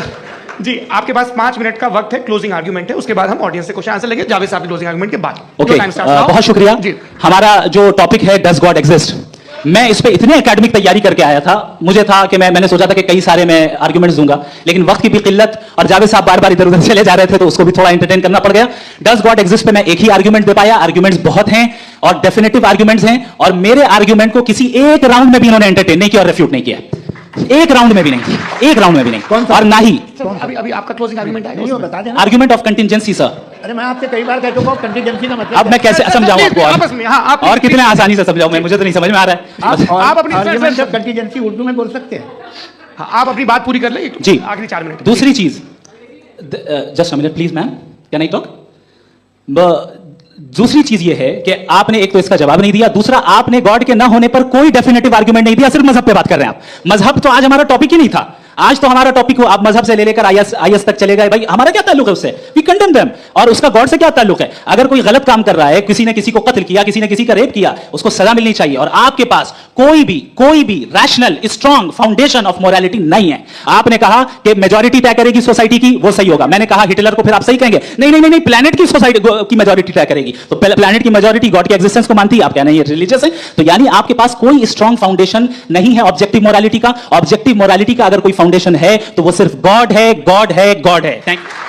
جی یہ مفتی شمائل ندوی صاحب کا کلوزنگ آرگیومنٹ تھا. اب ہمارے پاس جی یہ بڑا اچھا ہے کہ دونوں لوگوں کو ماڈریٹر سے شکایت بھی اور بول رہے بھائی ہماری شاباشی بھی تو کرتے چلو. اب میری بات جی آپ کے پاس جاوید اختر صاحب 5 منٹ کا وقت ہے. یہ آپ کا کلوزنگ آرگیومنٹ ہے. ٹائم ریسیٹ کر دیں. جی دیکھیے بہت ساری باتیں ہیں. گاڈ کا ڈیفینیشن دنیا کے کسی بھی ریلیجن میں ہے کہ وہ اومنیپوٹنٹ ہے، وہ اومنیپریزنٹ ہے، ہی is just, he is kind, he loves you and so آن. میں جب دنیا دیکھتا ہوں تو مجھے کوئی ایسا سپریم پاور یہاں دکھائی نہیں دیتی ہے جو انسان کی بہبودی کے لیے کچھ کر رہی ہو، کمزور کو بچا رہی ہو، مدد کر رہی ہو، ظالم کو پیچھے ہٹا رہی ہو. میں نہیں دیکھا تاریخ میں، نہیں. ایک تو اگر ہے اور یہ دیکھ رہا ہے تماشا تو اس کا ہونا نہ ہونا برابر ہے. دوم یہ کہ یہ جو ہے جب آپ یہ کہتے ہیں کہ کائنات جس کی کنٹیجنسی ہے، میں دیکھیے وہ لفظ استعمال کیا میں، تو یہ کیسے ہو سکتی ہے بات؟ اور فوراً آپ سرنڈر کر دیتے ہیں کہ ظاہر ہے کہ اس کا بنانے والا تو اس سے 10,000 گنا زیادہ کمپلیکیٹڈ ہوگا. اس پہ آپ کے ہونے پہ کوئی اعتراض نہیں ہے. اسے وہ ٹائم لیس ہے، وہ پہلے سے تھا، ٹائم تو بہت بعد میں آیا. یہ سب آپ ماننے کو تیار ہے جس کا آپ کے پاس کوئی ثبوت نہیں، آپ کے پاس کوئی ریزن نہیں ہے. آپ کی تاریخ کیا ہے مذہبوں کی؟ بلیف کی جو خداؤں کا بلیف ہے یہ کانسٹنٹلی غلط ثابت ہوتا رہا ہے. مطلب آپ کہیں کہ ارسطاطل کے زمانے میں تو سب جاہل تھے، وہ بھی اتنے ہی یقین سے خدا پہ یقین رکھتے تھے جو اب نہیں رہا. یہ بھی نہیں رہے گا، آپ لکھ لیجیے. اور اس کے آثار آپ کو دنیا میں دکھائی دینا شروع ہو چکے ہیں. یہ بحث کیا آج سے 100 سال پہلے اس طرح ہو سکتی تھی؟ یہاں تک تو آپ کو ہم لے آئے ہیں. تو سر ارے ان کو مدد کی ضرورت نہیں بھائی، یہ سیلف سفیشینٹ آدمی، آپ کیوں ان کی مدد کر رہے ہیں؟ Sir please. تو یہ جو ہے تمام باتیں اپنی جگہ ہیں. یہ ایک پیکج ہے. آپ اکیلے کوئی آدمی ایسا نہیں جو صرف گاڈ کو مانتا ہو. اس کے ساتھ بہت پیرافرنیلیا آتا ہے، الگ الگ پیرافرنیلیاز آتے ہیں. They have always created chaos in the society. میں تو آپ کو سیدھا آفر دیتا ہوں کہ دنیا میں 10 امپورٹنٹ بلیوز ہیں. آپ ایک مانتے ہیں، 9 نہیں مانتے. 9 میں آپ ایتھیسٹ ہیں، 9 کو آپ بالکل ریزنبلی میری طرح دیکھتے ہیں. تو 90 مذہبی آدمی بھی 90% ایتھیسٹ ہے. وہ دوسرے خدا نہیں مانتا، ایک خدا مانتا ہے اپنا والا، باقیوں کو کہتا ہے غلط ہے. اگر آپ ماننا ہی بند کر دیں تو آپ کا 10% چانس ہے کہ آپ صحیح ہیں اور 90% چانس ہے کہ آپ غلط ہیں. میرا مشورہ ہے آپ ماننا چھوڑ دیے تو 50% چانس ہوگا کہ آپ صحیح ہیں اور 50% چانس ہوگا 40% آپ گین کریں گے بائی بیکمنگ این ایتھیسٹ. یہ ایک فرسودہ خیال ہے، یہ ختم ہو رہا ہے. ہو سکتا ہے میری زندگی میں نہ ہو لیکن یہ ہو جائے گا. جو باتیں یہ ان کو آپ میٹا فزیکل یہ ویسے رسپیکٹیبل ٹرم دے دیے، یہ تو ان لوگوں کے ہیں جنہیں نہ فزکس معلوم تھی نہ میٹا معلوم تھا. یہ انہوں نے آپ کو دیے ہیں. جی بہت شکریہ آپ دونوں لوگوں کا. اور اب اس بات چیت کا آخری راؤنڈ شروع ہوگا. ڈز گاڈ ایگزسٹ کی یہ بحث مفتی شمائل ندوی اور جاوید اختر صاحب کے بیچ. آپ لوگ اپنے اپنے ہاتھ اوپر کریں گے، میں یہاں سے طے کروں گا. اور مائک ہمارے پاس ہے کیا؟ ایک ہی مائک ہے آڈینس کے لیے؟ 2 مائک ہے، ایک اس طرف ایک اس طرف. ٹھیک ہے. تو جی سب سے پہلے ہماری سہیوگی ہیں ماریا شکیل. جی پوچھیں سوال. تھوڑا سا رکیں گے تاکہ کیمرے کا فریم آپ پر آ جائے. آپ کی تو پریکٹس ہے ٹی وی کی. جی ندوی صاحب، میں خدا کو مانتی ہوں. پہلے میں اسی پرمائز سے شروع کر رہی ہوں اور یہ بتا رہی ہوں آپ کو میں مانتی ہوں. لیکن کچھ سوال ہیں جو جاوید صاحب نے اٹھایا، اس کا جواب آپ کو دینا چاہیے. پہلا سوال یہ کہ غزہ میں سالوں سے چھوٹے بچے مر رہے ہیں. وہ ان کو اگر خدا مرسیفل ہے، ہم مانتے ہیں کہ اللہ تعالیٰ میں بہت طاقت ہے، تو وہ بچے کیوں مر رہے ہیں؟ دوسری بات یہ کہ اگر کنٹنجنسی کی جو آپ بات کرتے ہیں، پورے مسلم ممالک مل کر کے بھی ان غزہ کے بچوں کو کیوں نہیں بچا پا رہے ہیں؟ کیونکہ اگر وہ چاہتے، کیونکہ اللہ تعالیٰ ان پر حکومت کرتے ہیں، سب پر حکومت کرتے ہیں، تو وہ ان کو کیوں نہیں بچا؟ جی تھینک یو ویری مچ. بہت اچھا کیا آپ نے اس چیز کو ذکر کر دیا. میں اس کو اور اچھے سے ایکسپلین کرنے کی کوشش کرتا ہوں. دیکھیں، جہاں تک آپ نے کہا کہ غزہ کے بچوں کو مارا جا رہا ہے، دیکھیں 2 ورلڈ ویو ہے. ایک ایتھیسٹک ورلڈ ویو، ایک تھیسٹک ورلڈ ویو ہے. بچے مر رہے ہیں دونوں ورلڈ ویو میں، لیکن ہمارا ورلڈ ویو کہہ رہا ہے کہ ریکمپنس ہے. یہ کہہ رہے ہیں کہ ان کا مرنا بیکار جانے والا ہے، کوئی اس کا ریکمپنس نہیں ہے، چونکہ ان کے یہاں آخرت اور اللہ کا کوئی تصور یا گاڈ کا کوئی تصور نہیں ہے. آپ نے یہ سوال کیا کہ گاڈ مرسیفل ہے، کیوں نہیں روکتا؟ یہ میں نے بتایا کہ یہ مسکنسیپشن ہے لوگوں کے درمیان کہ گاڈ کو صرف مرسیفل اور اومنیپوٹنٹ سمجھتے ہیں. گاڈ کے صرف یہی 2 ایٹریبیوٹس نہیں ہیں، گاڈ کے کئی سارے ایٹریبیوٹس ہیں. ان میں سے الحکیم بھی ہے، ان میں سے آل وائز بھی ہے، آل نوئنگ بھی ہے. لہٰذا اگر اس دنیا میں کسی کو تکلیف آ رہی ہے اور گاڈ اس کو نہیں روک رہا ہے، وہ اس لیے نہیں روک رہا ہے چونکہ انسانوں کو فری ول دیا گیا ہے. ٹھیک اسی طریقے سے اگر ایک ڈاکٹر کسی چھوٹے بچے کو انجیکشن لگا رہا ہے، اسے تکلیف پہنچ رہی ہے، اس کے لمیٹڈ پرسپیکٹو کے اعتبار سے یہ غلط ہو رہا ہے اور ڈاکٹر برا ہے. لیکن جب آپ براڈر پکچر کو دیکھیں گی، آپ کے اور ہمارے پاس صرف ایک پکسل ہے. ہمیں اتنا نظر آ رہا ہے کہ غزہ میں قتل ہو رہا ہے، لیکن اس کے پیچھے کتنا ریکمپنس ان کو ملنے والا ہے، پورا پکچر گاڈ کے پاس ہے. تو ایک پکسل سے آپ پورے پکچر کو کبھی بھی جج نہیں کر سکتی. آپ اس میں کچھ جوڑنا چاہیں گے؟ آپ کو کچھ بولنا ہے اس میں؟ بھائی آپ نے بہت اچھا جسٹیفیکیشن دیا. یہ آپ وہ جو وہاں کے پرائم منسٹر اسرائیل کے انہیں بھیجیے، وہ بہت خوش ہوں گے. آپ جسٹیفیکیشن دے دینا کہ اگر گاڈ نہیں ہے تو بچے کیوں مر رہے ہیں، آپ بتائیں. وہ یہ سوال پوچھ رہے ہیں کہ اگر آپ ایشور کا استعمال نہیں مانتے ہیں تو ان بچوں کی موت کو آپ کیسے انٹرپریٹ کرتے ہیں؟ بھائی یہ دنیا جو ہے جو طاقتور لوگ ہوتے ہیں وہ ایک ناانصافی کرتے ہیں. تو یہ اچھا کام ہے آپ کے نزدیک؟ تو نیچر ناانصافی پہ مبنی ہے. ارے میرے بھائی آپ نیچر کی کہاں بات کریں تو انسان کی بات جی، کریں. یہ تو جب میں انسان کی بات کر رہا تھا آپ نیچر کی بات کرنے لگ کراس گئے. ایگزامینیشن نہیں. ہاں اب آپ مجھے بولنے نہیں دیں گے تو الگ بات ہے. آپ بولیے, میں مجھے کوئی جلدی نہیں. جی نہیں, یہ کراس ایگزامینیشن مجھے بول تو لینے دیجیے. جی بولیے. کیا بات یہ ہے کہ ہیومن سوسائٹی تبھی ساتھ میں رہ سکتی ہے جب وہ محبت سے, ایکتا سے, ایک دوسرے کے احترام کر کے رہے. اس کے علاوہ پاسبل نہیں, اکیلے تو انسان رہ نہیں سکتا. وہاں پر کچھ لوگ ہیں جو فاؤل کرتے ہیں. وہ فاؤل ہمیشہ سے تاریخ میں ہوتا آیا ہے. آج یہ ہو رہا ہے, جو ہو رہا ہے بہت برا ہو رہا ہے, بہت ظالمانہ ہے, بہت جابرانہ ہے. اس کو آپ کہیں کہ یہ بچوں کو کمپنسیشن مل جائے گا یا اس کی انجیکشن ہے. انجیکشن تو ہیلتھ کے لیے دیا جاتا ہے. آپ یہ کہہ رہے ہیں کہ یہ بچوں کی جو دھجیاں اڑ رہی ہیں یہ انجیکشن ہے, یہ ٹیسٹ ہے, یہ ٹیسٹ ہے, اور اس ٹیسٹ میں ان کو ایسا ریکمپنس ملے گا جو آپ کے تصور کے باہر ہے. یہ آپ 3 برس کے بچے کو بارود سے اڑا کے ٹیسٹ لے رہے ہیں. واہ, وہ نہیں لے رہا ہے, خدا نہیں اڑا رہا ہے, اسرائیل اڑا رہا ہے. جی, یہ اس کو اگلا سوال لیتے ہیں. اگلا سوال لیتے ہیں پروفیسر پرشوتم اگروال. مفتی صاحب ایک نویدن آپ سے ہے کہ کم سے کم تھوڑا سا مائک کلوز ایک ریلیجیس اور فلسفیکل کر میں پلیز. ایک ریلیجیس اور فلسفیکل ٹریڈیشن ہے جو برہمانڈ کو یعنی یونیورس کو ہی انتم مانتی ہے. سروم کھلو ادم برہمم. دس از چھاندوگیہ Upanishad and it completely rules out the existence اور نیسیسٹی, آپ کے شبدوں میں necessity of a creator. The creation it self is the creator. تو ایک منٹ پلیز. دوسرا جو سوال آپ نے ابھی جو آپ بار بار کہہ رہے ہیں کہ بھگوان ودوان بھی ہے, وائز, سب جاننے والا, تو اگر وزڈم میں دنیا بھر کے پاپوں اور اتیاچاروں کو برداشت کرنا شامل ہے تو پھر اس کا مطلب یہ ہوا کہ اگر میں فری ول سے اس کو اپوز کرتا ہوں تو ایشور کی وزڈم اور میری فری ول میں کنٹراڈکشن ہے. Because when I am opposing whatever is happening in Gaza, then I am opposing the God's will or God's wisdom. جواب لیتے ہیں. تو God کی wisdom میں ایک منٹ سر پلیز سر یہ ایک جملہ. God کی wisdom ہے کہ گاجا میں جو کچھ ہو رہا ہے وہ ہو رہا ہے, میں اس کو اپوز کر رہا ہوں تو میں God کی wisdom کے خلاف جا رہا ہوں. ایک سوال. دوسرا یہ نہیں, آپ نے 2 آلریڈی. سر آپ اور سوال کر لیں لیکن مجھے 2 جواب دیں. پہلے آپ نے یہ کہا, سنیے میری بات سنیے. کے مطابق تمہیں ٹھیک ہو رہا ہے. نہیں ہو رہا ہے, ٹھیک نہیں ہو رہا ہے, میں بتا رہا ہوں کیا ہو رہا ہے. آپ تشریف رکھیں, میں بتا رہا ہوں کیا ہو رہا ہے. Let me complete please. ایک سیکنڈ. یہ دیکھیے ایسا ہے کہ یہ سب بڑا آپس میں وچار ومرش کے بعد یہ طے ہوا تھا کہ کچھ نیم بنا لیے جائیں تاکہ ایک ٹائم باؤنڈ بات چیت چلے. اور بھائی صاحب آپ بڑا ضروری کام کر رہے ہیں لیکن کیمرے کے فریم میں آ کے اس کام کو گڑبڑ کر دے رہے ہیں. ٹھیک ہے گرو, اب میرے کو کہیں کا غصہ کہیں نکالنا تھا, سوری. نہیں کوئی غصہ نہیں ہے. جی تو پروفیسر نے سوال پوچھے, آپ ان کے جواب دیں. اور تھوڑا یہ سب لوگ تھوڑا خیال رکھیں بھائی, سوال سنکشپت رکھیں. جی آپ نے 2 سوال کیا. سب سے پہلا یہ کہا کہ ہمارے پاس یہ کانسیپٹ ہے کہ یہ یونیورس خود نیسیسری بینگ ہے, creation it self is the creator. How irrational is this کہ میں ایگزسٹ کروں گا بعد میں لیکن ابھی ایگزسٹ کر بھی رہا ہوں, یعنی ایک ہی ٹائم میں ایگزسٹ بھی کر رہے ہیں نہیں بھی کر رہے ہیں. دس از ناٹ ٹرو. دوسری چیز آپ نے کہا کہ اگر اسرائیل میں, سوری معاف کیجیے گا, اسرائیل ڈزنٹ ایگزسٹ, آکوپائڈ پیلسٹائن میں اگر آکوپائڈ پیلسٹائن میں بچوں کو مارا جا رہا ہے فری ول کی وجہ سے اور گاڈ نہیں روک رہا, یہ کانٹرڈکشن ہے. یہ بتائیے کہ ایک ایگزام میں ایک بچہ غلط آنسر لکھ رہا ہے, سنیے, ایگزامینر چاہے تو روک سکتا ہے, کیوں نہیں روک رہا ہے؟ جو یہ کانٹرڈکشن ہے, یہ کانٹرڈکشن نہیں ہے. نہیں سر, یہ آپس میں یہ کیا آپ کا سوال مائک دیجیے. فری ول دیا گیا ہے ٹیسٹ کے لیے, اکاؤنٹیبلٹی کے لیے. اگر فری ول نہیں ہوتا تو آپ کہتے ہیں ہمیں روبوٹ بنا دیا گیا. آپ کی جو بھی پوزیشن, میں اپنی فری ول کے ناطے, اپنے ہیومن وزڈم کے ناطے گاجا میں ہو رہی اتیاچار کا وروध کرتا ہوں. بالکل کرنا چاہیے. کے حساب سے میں گاڈ کی وزڈم کا وروध کر رہا ہوں. بالکل نہیں, بالکل بھی نہیں, بالکل بھی نہیں.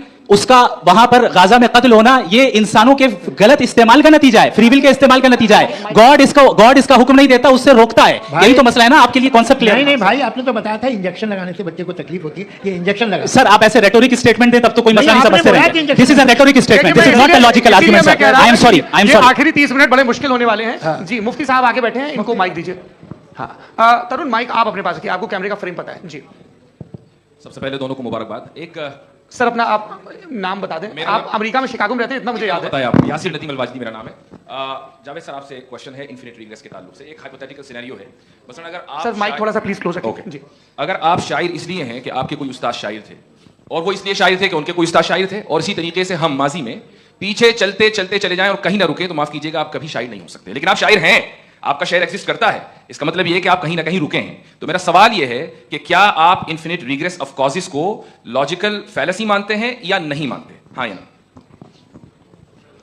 میں انہیں لاجیکل فیلسی نہیں مانتا ہوں, لیکن میرا پرابلم یہ ہے کہ جب میں نہیں مانتا ہوں تو آئی will continue with this logic جو فیلسی نہیں ہو. آپ ایک جگہ رک جاتے ہیں جا کے, آپ کہتے ہیں یہ گیند کیسے بنی, یہ جزیرہ کیسے بنا, یہ سمندر کیسے بنا, یہ زمین کیسے بنی, اور اچانک گاڈ پہ جا کے آپ کو بریک لینے جاتا ہے. ایک بار آپ سوال نہیں کرتے کہ بھائی ان کو بنانے والا تو ان سے بھی کمپلیکیٹڈ ہوگا, وہ کیسے بنا, اس کے بارے میں آپ نے اطمینان کر لیا, وہ ہمیشہ سے ہے. تو اگر آپ اسے ہمیشہ سے مانتے ہیں تو پھر یہ مان لیجیے کہ کائنات ہمیشہ سے ہے, کیا تکلیف جی ہے؟ اچھا سر کیوں نہیں ہو میں سکتا؟ بتاؤں پلیز پلیز. جیسے میں نے مثال دی آپ کے شعر کی. آپ کا شعر کبھی وجود میں نہ آتا اگر شاعر اسی طرح چلتے رہتا ہمیشہ. جی مائک میرے خیال سے ایک سیکنڈ. انفینٹ ریگریس کا کانسیپٹ کلیئر نہیں ہو پایا سر, رہنے دیں, لیٹس موو آن سر. ٹھیک ہے, ہاں تھوڑا سا ماڈریٹر کا بھی خیال رکھیں. نہیں آپ نے تو رکھا ہے, آپ نے رکھا ہے. یہاں پہ گوہر رضا صاحب ہیں, وہ بھی ایک سوال پوچھنا چاہتے ہیں. مائک نیچے سے آن کر دیے نیچے. پہلے تو یہ کہہ دوں کہ میں ان بچوں سے شرمندہ ہوں جن کو غزہ میں قتل کیا گیا, کیونکہ ہمارے ہوتے ہوئے قتل کیا گیا, لیکن اس سے زیادہ شرمندگی اس بات سے ہوئی کہ مجھے لگا کہ مفتی صاحب اس کو جسٹیفائی کر رہے ہیں. بالکل بھی نہیں, آپ بہت ہی غلط, مجھے لگا میں غلط ہو سکتا ہوں. بالکل غلط. میں سوال پوچھ رہا ہوں, میں سوال پوچھ رہا ہوں. میں جاوید بھائی سے ڈس ایگری کرتا ہوں. دیکھیے اگر دیکھیے ایسا ایک سیکنڈ آپ سر ویٹ ارے آپ کچھ میرے پہلے مجھے اپنی بات کہہ لینے دیجیے. اگر آڈینس طے کرے گی تو پھر ماڈریٹر کا مطلب نہیں. میرا آپ سب سے یہ کہنا ہے, یہ بحث دو لوگوں کے بیچ میں ہے, ایک طرف مفتی صاحب, ایک طرف جاوید صاحب. پچھلے 1.5 گھنٹے سے یہ لوگ اپنے اپنے ترک رکھ رہے ہیں. آپ کی ان سے اتفاقی ہو سکتی ہے, نا اتفاقی ہو سکتی ہے. میرے استاد مجھے سکھا گئے ہیں کہ مخم میں اسہمتی کی گنجائش بچی رہنی چاہیے. اگر میں آپ کی بہت عزت کرتا ہوں گوہر صاحب, آپ نے جو کمال کی کتابیں لکھی ہیں سائنٹفک ٹیمپرامنٹ, لیکن میری یہ گزارش ہے آپ سب سے کہ یدی آپ ان لوگوں نے جو بولا ان پہ ٹپڑیاں کریں گے تو نہ وقت کی پابندی رہے گی نہ وہ انشاس. آپ سوال پوچھ لیں, اس سوال میں جو بات آ جائے وہ آ جائے. میں جاوید صاحب سے ڈس ایگری کرتا ہوں, اس لیے جاوید صاحب سے سوال پوچھ رہا ہوں. آپ کا سوال جاوید اختر صاحب سے. اور سوال یہ ہے میرا کہ جاوید صاحب نے کئی بار لاجک کا استعمال کیا کہ سائنس میں لاجک ہے اور ریلیجن میں لاجک نہیں ہے. میرا خیال یہ ہے کہ ریلیجن میں بھی لاجک ہے, لیکن اس لاجک کی بیسس یہ ہے کہ آپ رک جاتے ہیں, جس کا ذکر جاوید صاحب نے بار بار کیا, یعنی خدا کے تصور پہ آتے ہوئے, گاڈ کے تصور پہ آتے ہوئے رک جاتے ہیں. اور اس میں سوال پوچھنا مطلب فاربیڈن ہوتا ہے. سوال یہ ہے کہ کیا جاوید صاحب اس سے اگری کرتے ہیں کہ سائنس کی لاجک الگ ہے اور ریلیجن کی لاجک الگ ہے؟ بتائیے سر. دیکھیے 3 چیزیں ہیں, سائنس ہے, ایک ہے منطق ہے, استدلال ہے, اور ایک جو ہے کچھ بھی نہیں ہے, فیتھ ہے, عقیدہ ہے. میں عقیدے کی لاجک کا قائل نہیں ہوں. مجھے آپ استدلال سے, لاجک سے, ریزن سے سمجھائیے, میں ماننے کو تیار ہوں, میرا کیا نقصان ہوگا. لیکن یہ کہ عقیدے پہ میں نہیں جا سکتا ہوں. عقیدے کا مطلب ہے کہ تم یہ مان لو, سوال نہ کرو, یہ نہیں.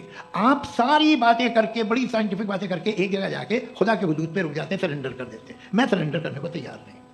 That's all. جی یہ آگے سر بیٹھے ہوئے ہیں, ان کو مائک دیجیے. بھائی وہ آپ پوچھنا چاہ رہے تھے نا. ہاں نہیں جی, آپ کا نام؟ عاصم افتخار. عاصم جی پوچھیں.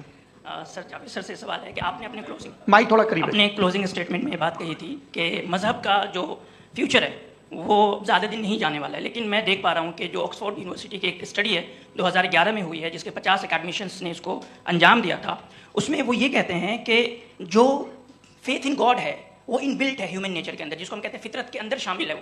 اور وہ یہ کہتے ہیں کہ اگر کوئی یہ سمجھتا ہے کہ مذہب کو وہ ختم کر دے گا تو یہ اس کی غلط فہمی ہے. تو آپ اس کے بارے میں, اس اسٹڈیز کے بارے میں کیا کہتے ہیں؟ ٹھیک ہے, میں ان سے اگری نہیں کرتا ہوں. وہ کون سے پروفیسر ہوں گے, ایسا ان کے پاس ڈیٹا ہے, انہوں نے ڈیٹا کے ہوگا. ڈیٹا کیا ہو سکتا ہے, فیوچر کا ڈیٹا تو نہیں ہو سکتا نا ان کے پاس, پریزنٹ کا ڈیٹا ہو سکتا ہے. ڈیٹا آپ نے سنا 100 سال پہلے کا بعد کا ڈیٹا, میں نے تو نہیں سنا آج تک. تو آج ان کی یہ رائے ہے اور ہوگی رائے, ٹھیک ہے. دنیا میں طرح طرح کی رائے ہیں لوگ, لیکن میں سمجھتا ہوں کہ وقت کے ساتھ انسان زیادہ سے زیادہ ریزنیبل اور لاجیکل ہوتا جا رہا ہے. آج آپ دیکھیے ویسٹرن یورپ میں کیا پرسنٹیج ہے نان بلیورس کی, بہت ہائی. وہاں چرچ خالی پڑے ہوتے ہیں. تو الٹیمیٹلی تو انسان کوئی ایسی بات بہت عرصے تک نہیں مان سکے گا, چاہے غلط یا صحیح, جو اسے اس کے دماغ کو, اس کے ذہن کو, اس کی لاجک کو اپیل نہ کرے. وہ کہہ رہے ہیں تو آکسفورڈ کے ہوں گے, تو کیمبرج کے ہوں گے, تو مجھے کیا لینا دینا. ان کا ڈیٹا مستقبل کا نہیں ہو سکتا ہے. جی دیپک ہاں پوچھیں. میں آؤں گا ابھی, پیچھے کی سائڈ بھی آؤں گا, مائک وہیں بھیجوں گا 2-3 سال کے لیے. جی جاوید صاحب آپ سے سوال ہے. نمستے. ارے بھائی سر, اگر آپ ہی لوگ طے کرنا ہے تو پھر 200 لوگ طے کر لیں. نہیں سر, please don't do this sir. Every body has a right sir, but we can only take selected questions. سر یہ ینگ لوگ بھی ہیں تو ان کی یہ اب اتنے ینگ, بھائی آپ ینگ ہیں کہ نہیں ہیں؟ وہ کہہ رہے ہیں وہ بھی ینگ ہیں صاحب, آپ ان کی نوجوانی پر دعویٰ ان کو ہی کرنے دیں. ہاں مفتی صاحب آپ ینگ, ہاں پوچھیں. ارے بھیا سر میرا سوال یہ ہے, ان سے بھی تو پوچھو. جی بس آپ سے سوال ہے. جیسے تھیسٹوں کے پاس اپنے جو ایشور کو مانتے ہیں ان کے پاس اپنے سوشل گیٹ ٹوگیدرس ہیں. 5 روزہ کرسمس آنے والا ہے, ہولی ہے, دیوالی ہے, عید ہے. ایتھسٹ کیا آفر کر رہے ہیں؟ مطلب میں ان کی دکان سے بورو میں آنا چاہتا ہوں اس طرف, پر میں اٹریکٹ نہیں ہو پا رہا ہوں. میں سوشل گیٹ ٹوگیدرس کیا ہے آپ کے پاس؟ وہ یہ کہہ رہے ہیں کہ جو دھارمک لوگ ہیں, الگ الگ دھرم کے لوگ, ان کے اتسو تیوہار کانگریگیشن بہت ہیں. اب آپ کو میں ایک سناتا ہوں, یہاں ہسٹورین بھی بیٹھے ہیں. مردولہ جی آپ بتائیے گا صحیح ہے کہ یہ ایک کانسٹنٹائن ایک گریک رومن بادشاہ تھا جو کرسچینٹی آنے کے 400 سال بعد اس نے ڈیسائیڈ کیا کہ میں کرسچن ہو جاؤں گا, میری پوری اسٹیٹ کینسل ہو جائے گی. اس زمانے میں ایسے ہی ہوتا تھا, راجا جو دھرم اختیار کرتا تھا وہ جنتا بھی کر لیتی تھی, اس لیے کہ وہ ہو گیا تھا بینکرپٹ. اور اسے جو میڈیٹرینین کوسٹ کے رچ کرسچن وہ تھے مرچنٹ, اس سے پیسہ چاہیے تھا. تو اس نے کہا یار کرسچن ہو جاؤ. تو اس نے اپنے وزیر سے کہا کہ بھائی یہ ہسٹری ہے کہ اب ہم لوگ کرسچن ہو جاتے ہیں. پہلے سر ہو جائیں گے, کوئی پرابلم نہیں ہے, لیکن ایک پرابلم یہ ہے کہ 17 دسمبر سے 25 دسمبر تک جو پیگن فیسٹیول ہوتا, جو پیگن جو فیسٹیول ہوتا ہے وہ بند ہو جائے گا, اس لیے کہ ہم کرسچن ہو گئے تو ہوگا نہیں. تو وہ بچوں کو بہت برا لگے گا, پبلک کو بہت انجوائے کرتے ہیں, خاص طور سے 25 کو مین ڈے. اس نے کہا یہ تو صحیح کہہ رہے ہو, یہ جیسس کرائسٹ کی پیدائش کب تھی؟ پہلے صاحب وہ اپریل میں تھی, نہیں کٹ کرو, وہ 25 دسمبر کو ہے. یہ حقیقت ہے. اور 400 سال بعد کرسچینٹی کے اپریل سے دسمبر لے آئے, اور اس لیے کہ یہاں پیگن فیسٹیول ہوتا تھا. اب مناتے ہیں آپ آرام سے. یہ جو سارے فیسٹیول ہیں یہ ریلیجن سے, ہر ایک کو ایک انٹرٹینمنٹ ڈپارٹمنٹ چاہیے ہوتا ہے اپنی کمپنی چلانے کے لیے. تو یہ ریلیجن نے, یہ سیکولر تیوہار تھے جنہیں ریلیجنس نے لے لیا ہے. یہ موسم کے تھے, فصلوں کے تھے, کسانوں کے تھے, اس کو آپ نے لے کے ریلیجس رنگ دے دیا. یہ کوئی ریلیجن سے تھوڑی آئے آپ.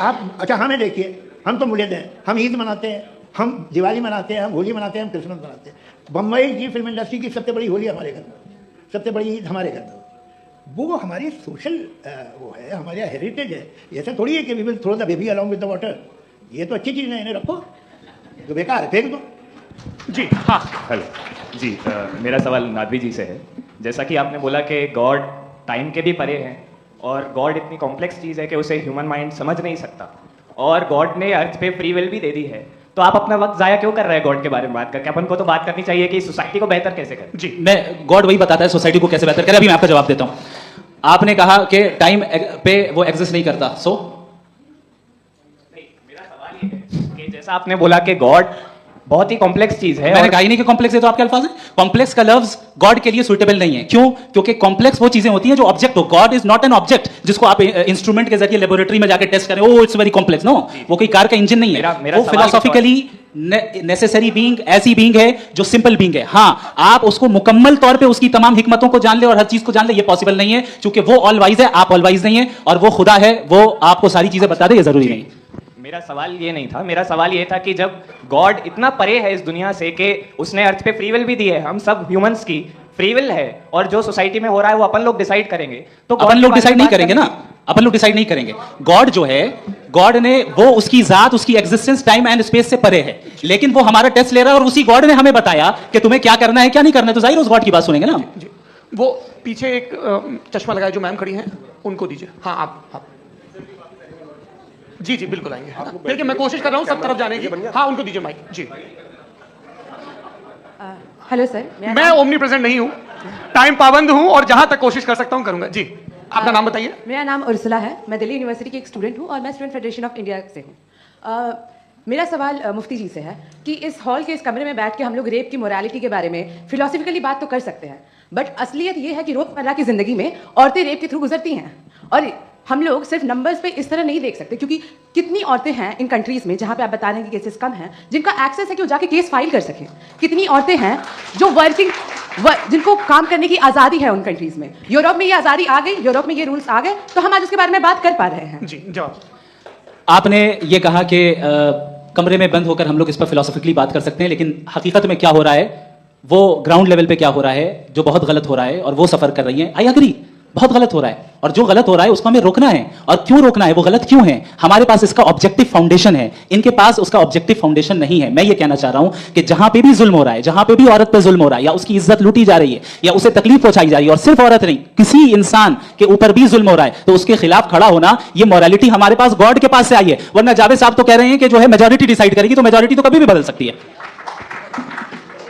کیا آپ یہ تھوڑی سی آپ کو غلط فہمی ہے. میں اگر میرے جملے سے یہ مطلب نکلا یا میں نے کہا تو یہ جملہ میں واپس لیتا ہوں, یہ میرا مطلب ہی نہیں تھا کہ میجورٹی ڈیسائیڈ کرے گی. میجورٹی ڈیسائیڈ کرے تو دنیا میں بڑی, ویسے آپ نے کہا تھا یہ جملہ, بعد میں ریکیپ کر لیں گے. ایک سیکنڈ میں اپنی ایکسپلینیشن دیتا ہوں. مناسب بات یہ ہے کہ ہم سب کے سب دل میں جانتے ہیں کہ کیا اچھا ہے کیا برا ہے, ہمیں پتہ ہے اچھی طرح سے. جو لوگ برے کام کرتے ہیں انہیں بھی معلوم اچھا کیا ہے. यही तो सवाल था हजरत कि फिर ये मोरालिटी आई कहाँ से? क्रॉस एग्जामिनेशन, हाँ जी, हाँ जी। मोरालिटी साथ रहने की डिजायर से आई। यानी साथ रहकर जो कुछ कह दे, जो कुछ कर दे वो हो जाएगा? नहीं नहीं, तो आप कायदे से रही तब सकते हैं जब तक लोगों में मोरालिटी हो, वरना क्यास हो जाएगा। ये आपको कैसे पता? जी, हमने देखा ना जहाँ मोरालिटी का क्यास हो गया, हम देखते हैं। कहाँ पे देखते भाई हैं? दुनिया में। आप जो ये- कह रहे हैं, आप एक अभी कहीं मैं पे आप अगर लोगों गलत को हो रहा है इस बहस तो के उसको बाद आप में आप गलत- लोगों देखिए को आप क्या- सर, मुफ्ती आप साहब, मैं- एपिस्टेमोलॉजी की मुफ्ती बात कर रहे हैं, मैं साहब, ऑन्टोलॉजी की अरे बात कर मुफ्ती रहा साहब, हूँ। मैं इस बहस के बाद फाउंडेशन आप क्या है? दोनों लोगों को चाय पे फाउंडेशन- होस्ट करूंगा, वहां पे क्रॉस एग्जामिनेशन कर लीजिए। अभी ऑडियंस का हक मार रहे हैं आप लोग भाई, सर- जस्ट लोग हैं आप लोग। और ये भाई ये हाँ, उधर उधर आएंगे, उधर इनको आएंगे। जी सर, आएंगे, आएंगे। अच्छा सर मेरा नाम लईकुर रहमान है और मैं अलीगढ़ मुस्लिम यूनिवर्सिटी का स्टूडेंट हूँ और जहाँ तक मुझे पता है कि sir you are also product of Aligarh Muslim University. मैं भी उसी चमन का बुलबुल। हाँ सर, तो बड़ी खुशी हुई मुझे जान करके कि मैं आपसे मिलूंगा। सवाल सर मेरा सवाल यह है, सर सैयद अलैहि रहमा का नजरिया यह था कि खुदा के वजूद को अकल के दायरे में रह करके तलाश करना, न कि पूरी तौर से उसका इनकार कर देना। Sir how will you define it? नहीं तो ये तो आप इन्हें बताइए। ये सर, सवाल है आपसे। कि खुदा का वजूद साबित कर रहे हैं तो सर आपने सर इनकार सैयद कर रखा है, इस वजह से मेरा क्वेश्चन उन्होंने यही सर एक सेकंड सर सैयद ने यही कहा ना कि अकल से आप खुदा के वजूद को साबित नहीं कर सकते, यही कहा ना भाई। वो उन्होंने कहा कर सकते हैं और वो कर दिया गया आज। वो फोन दो। तलाश करना या साबित करना अकल से अकल से नहीं सर, हो सर, अरे सवाल तो सुन लीजिए जी। अकल से नहीं हो सकता है, यही कहा ना आपने। अकल से हो सकता है। अरे वो यही कह रहे हैं भाई, आप बता रहे हो सकता है, वो तो कुछ और। आप अगर सर देखो नौजवान, फोन ले लो, वो इतनी बोले। कमाल की यूनिवर्सिटी है। अरे भाई दे दो मेरी बात जरा तो- एक मिनट, अरे दे दो भाई मेरी बात सुनो, नहीं, माइक मैं पे समझ- बोलो ताकि जो लाखों लोग देख रहे हैं। माइक दे दो ना। अरे देंगे ना माइक, तुम ठहरो तो। हाँ सर मेरा सवाल ये था कि सर सैयद अलैहि रहमा का एक नजरिया था अपना कि खुदा का जो वजूद है उसको अकल के दायरे में रह करके तलाश करना है, न कि पूरे तौर से इनकार कर देना है। ये उनका कॉन्सेप्ट था। लेकिन मेरा सवाल ये है कि आप इसको कैसे डिफाइन करते हैं, एक्सप्लेन कैसे करेंगे? मैं आपसे जानना चाहता हूँ, क्योंकि you are the product of Aligarh Muslim University. मुझे अकल के दायरे में रखे, मैंने बहुत तलाश की, मुझे मिला नहीं। हाँ ये इधर उधर वो चश्मा लगाए जो, हाँ उनको दे दीजिए।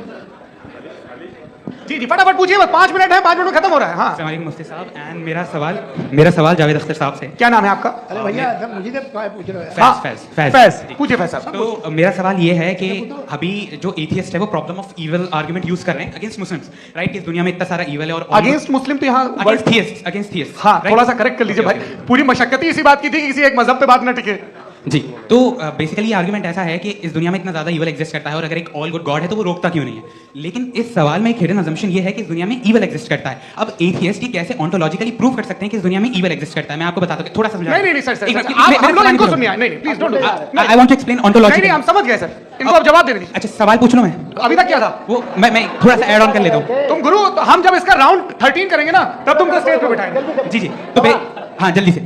तो देखिए एथियज्म के हिसाब से सब कुछ रैंडमली बन गया है, सब कुछ एटम्स और मॉलिक्यूल्स है। एक पत्थर में और मुझ में सिर्फ इतना फर्क है कि हम लोग एटम्स और मॉलिक्यूल्स का अलग अलग रीअरेंजमेंट है। अब एक पत्थर को कोई इंसान तलवार से 2 टुकड़ों में काटते या मुझे, according to atheism it is same, there is no evil and good according to atheism. जी जी अच्छा फैज साहब का सवाल ये है कि हाँ कोशिश भी करते तो इससे गलत सवाल नहीं कर पाते। एक लाइफ फॉर्म है और लाइफ फॉर्म में फीलिंग्स हैं, मतलब लाइफ फॉर्म सुनता है, देखता है, टेस्ट कर सकता है, फील कर सकता है, तो उसकी जो ये जो क्वालिटी इस बबल में आ गई है वो जानवर में भी है, इंसान में भी है। तो जाहिर है कि उसे कोई तकलीफ पहुंचेगी, तो चूंकि उसके पास वो सेंसिटिविटी है तो मैं करेगा, पत्थर में वो सेंसिटिविटी नहीं है। तो ये क्या सवाल हुआ कि अगर पत्थर को काटा तो पत्थर को तकलीफ नहीं होती, तो आपको काटे तो आपको क्यों तकलीफ होगी? बैठ जाइए। जी हाँ अगला सवाल। हाँ पूछे जी जावेद अख्तर साहब। अरे भैया सब आप लोग मुफ्ती साहब को छोड़ रहे हैं, तो मेरे ही पीछे पड़े हैं क्या? हाँ, बोलो भाई। You asked how God can exist when children die in Gaza. हाँ? You asked how God can exist when children die in Gaza, and you also mentioned the rise of atheism in Europe. But the same events also are leading many atheists and non-believers to turn towards faith.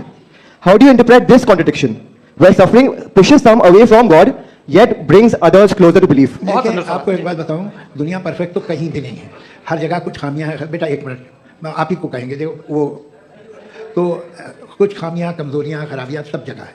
लेकिन अगर देखोगे ईमानदारी से कि दुनिया सबसे ज़्यादा महज़ब कहाँ है, एक आम शहरी को कहाँ हुकूक हासिल हैं, वो बोल सकता है, अपनी मर्ज़ी से काम कर सकता है, अपनी मर्ज़ी से राय दे सकता है, हुकूमत के ख़िलाफ़ बोल सकता है, बरसर इक़्तिदार लोगों के बारे में बोल सकता है, सरमायादारों के ख़िलाफ़ बोल सकता है। तो आपको ये स्कैंडिनेवियन कंट्रीज़ में मिलेगा, वेस्टर्न यूरोप में मिलेगा। मैं नहीं कह रहा वो परफेक्ट है, बिल्कुल नहीं, वहाँ बहुत ख़राबियाँ भी हैं, परफेक्ट तो कोई। लेकिन जिन जिन मुल्कों में, लैटिन अमेरिका देखो, गल्फ देखो, वहाँ पर آپ کو یہ ضرور ہے کہ ریپ نہیں ہوتے ہوں گے. ریپ کی ضرورت کیا ہے بھائی؟ اس کو تو خرید لو, گھر میں رکھو, سڑک پہ ریپ کرنے کی کیا ضرورت ہے؟ مگر سنیے, مگر حقیقت یہ ہے کہ وہاں شخصی آزادی رائے دینے کی, بولنے کی نہیں ہے. جی یہ ایک آخری سوال مفتی صاحب سے. ہاں میم, ان کو مائک دیجیے. شکریہ. میرا نام منیشا ہے, میں ہریانہ سے آئی ہوں. میں مفتی صاحب سے ایک بات پوچھنا چاہتی ہوں. آپ بار بار جاوید صاحب کو کانٹراڈکٹ تو کر رہے ہیں کہ آپ نے یہ کہا, لیکن آپ بھی ازمپشنز کے بیسس پہ بات کر رہے ہیں. آپ نے خدا کے ہونے کا کون سا پروف پیش کیا ہے, خدا کی ایگزسٹنس کا؟ اب اس سوال کو الگ رہنے دیجیے, کون ایتھیسٹ ہے کون نہیں ہے. اور دوسری بات جو آپ نے ایک چھوٹی سی کہی تھی کہ یہ فری ول کا استعمال کرتا ہے انسان اپنی, لیکن اس فری ول کا استعمال میں مطلب خدا نے یہ دے دی سب کو یہ اجازت کہ وہ کتنا گھنونا پن اور کتنے زیادہ خراب سے خراب طریقے استعمال کر سکتے ہیں. جواب سنتے ہیں. جی آپ فری ول کو مانتی ہے نا, یا اب کہتی ہے کہ فری ول نہیں ہے نا, مانتی ہے نا؟ تو اب آپ کے پاس اس کا کوئی ایکسپلینیشن نہیں ہے کہ اگر ایک انسان اس فری ول کا استعمال کر کے غلط کام کر رہا ہے اور بچ کے اچھی زندگی گزار کے نکل جا رہا ہے, اس کا کوئی ریکمپنس نہیں ہے. ہمارے ورلڈ ویو میں جو انسان غلط کام کر رہا ہے اس کو بھی ریکمپنس یعنی اس کا برا بدلہ ملنا ہے, اور جو صحیح کام کر رہا ہے اس کو صحیح بدلہ ملنا ہے. لہٰذا جو فری ول ہے وہ اس طریقے سے ہے کہ ایک لمیٹڈ ٹائم تک خدا نے مہلت دی ہے. ایسے نہیں کہ چھوٹ دے دی, جو کرنا ہے کرتے رہو ہمیشہ. وقت آئے گا جب ایگزام کا ٹائم ختم ہوگا تب ریزلٹ آئے گا. دوران ایگزام زبردستی آپ کو نہیں بتایا جائے گا. بھائی ایک سیکنڈ, جی سوال مفتی صاحب سے میرا, مفتی صاحب سے رک جائیے. آپ سے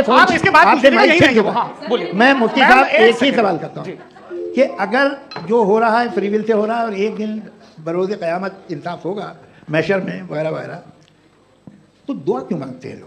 دعا مانگتے ہیں اس کے مطلب ہے ابھی بھی اس نے یہ ڈپارٹمنٹ رکھا ہے کہ میں روزمرہ کی زندگی میں بالکل ہی کین. تو تم کین ہو, تم مجھے نوکری دلا دیتے ہو, میرے بیٹے کو گرین کارڈ دلا دیتے ہو, اور 45,000 بچے مرتے انہیں روکتے نہیں ہو.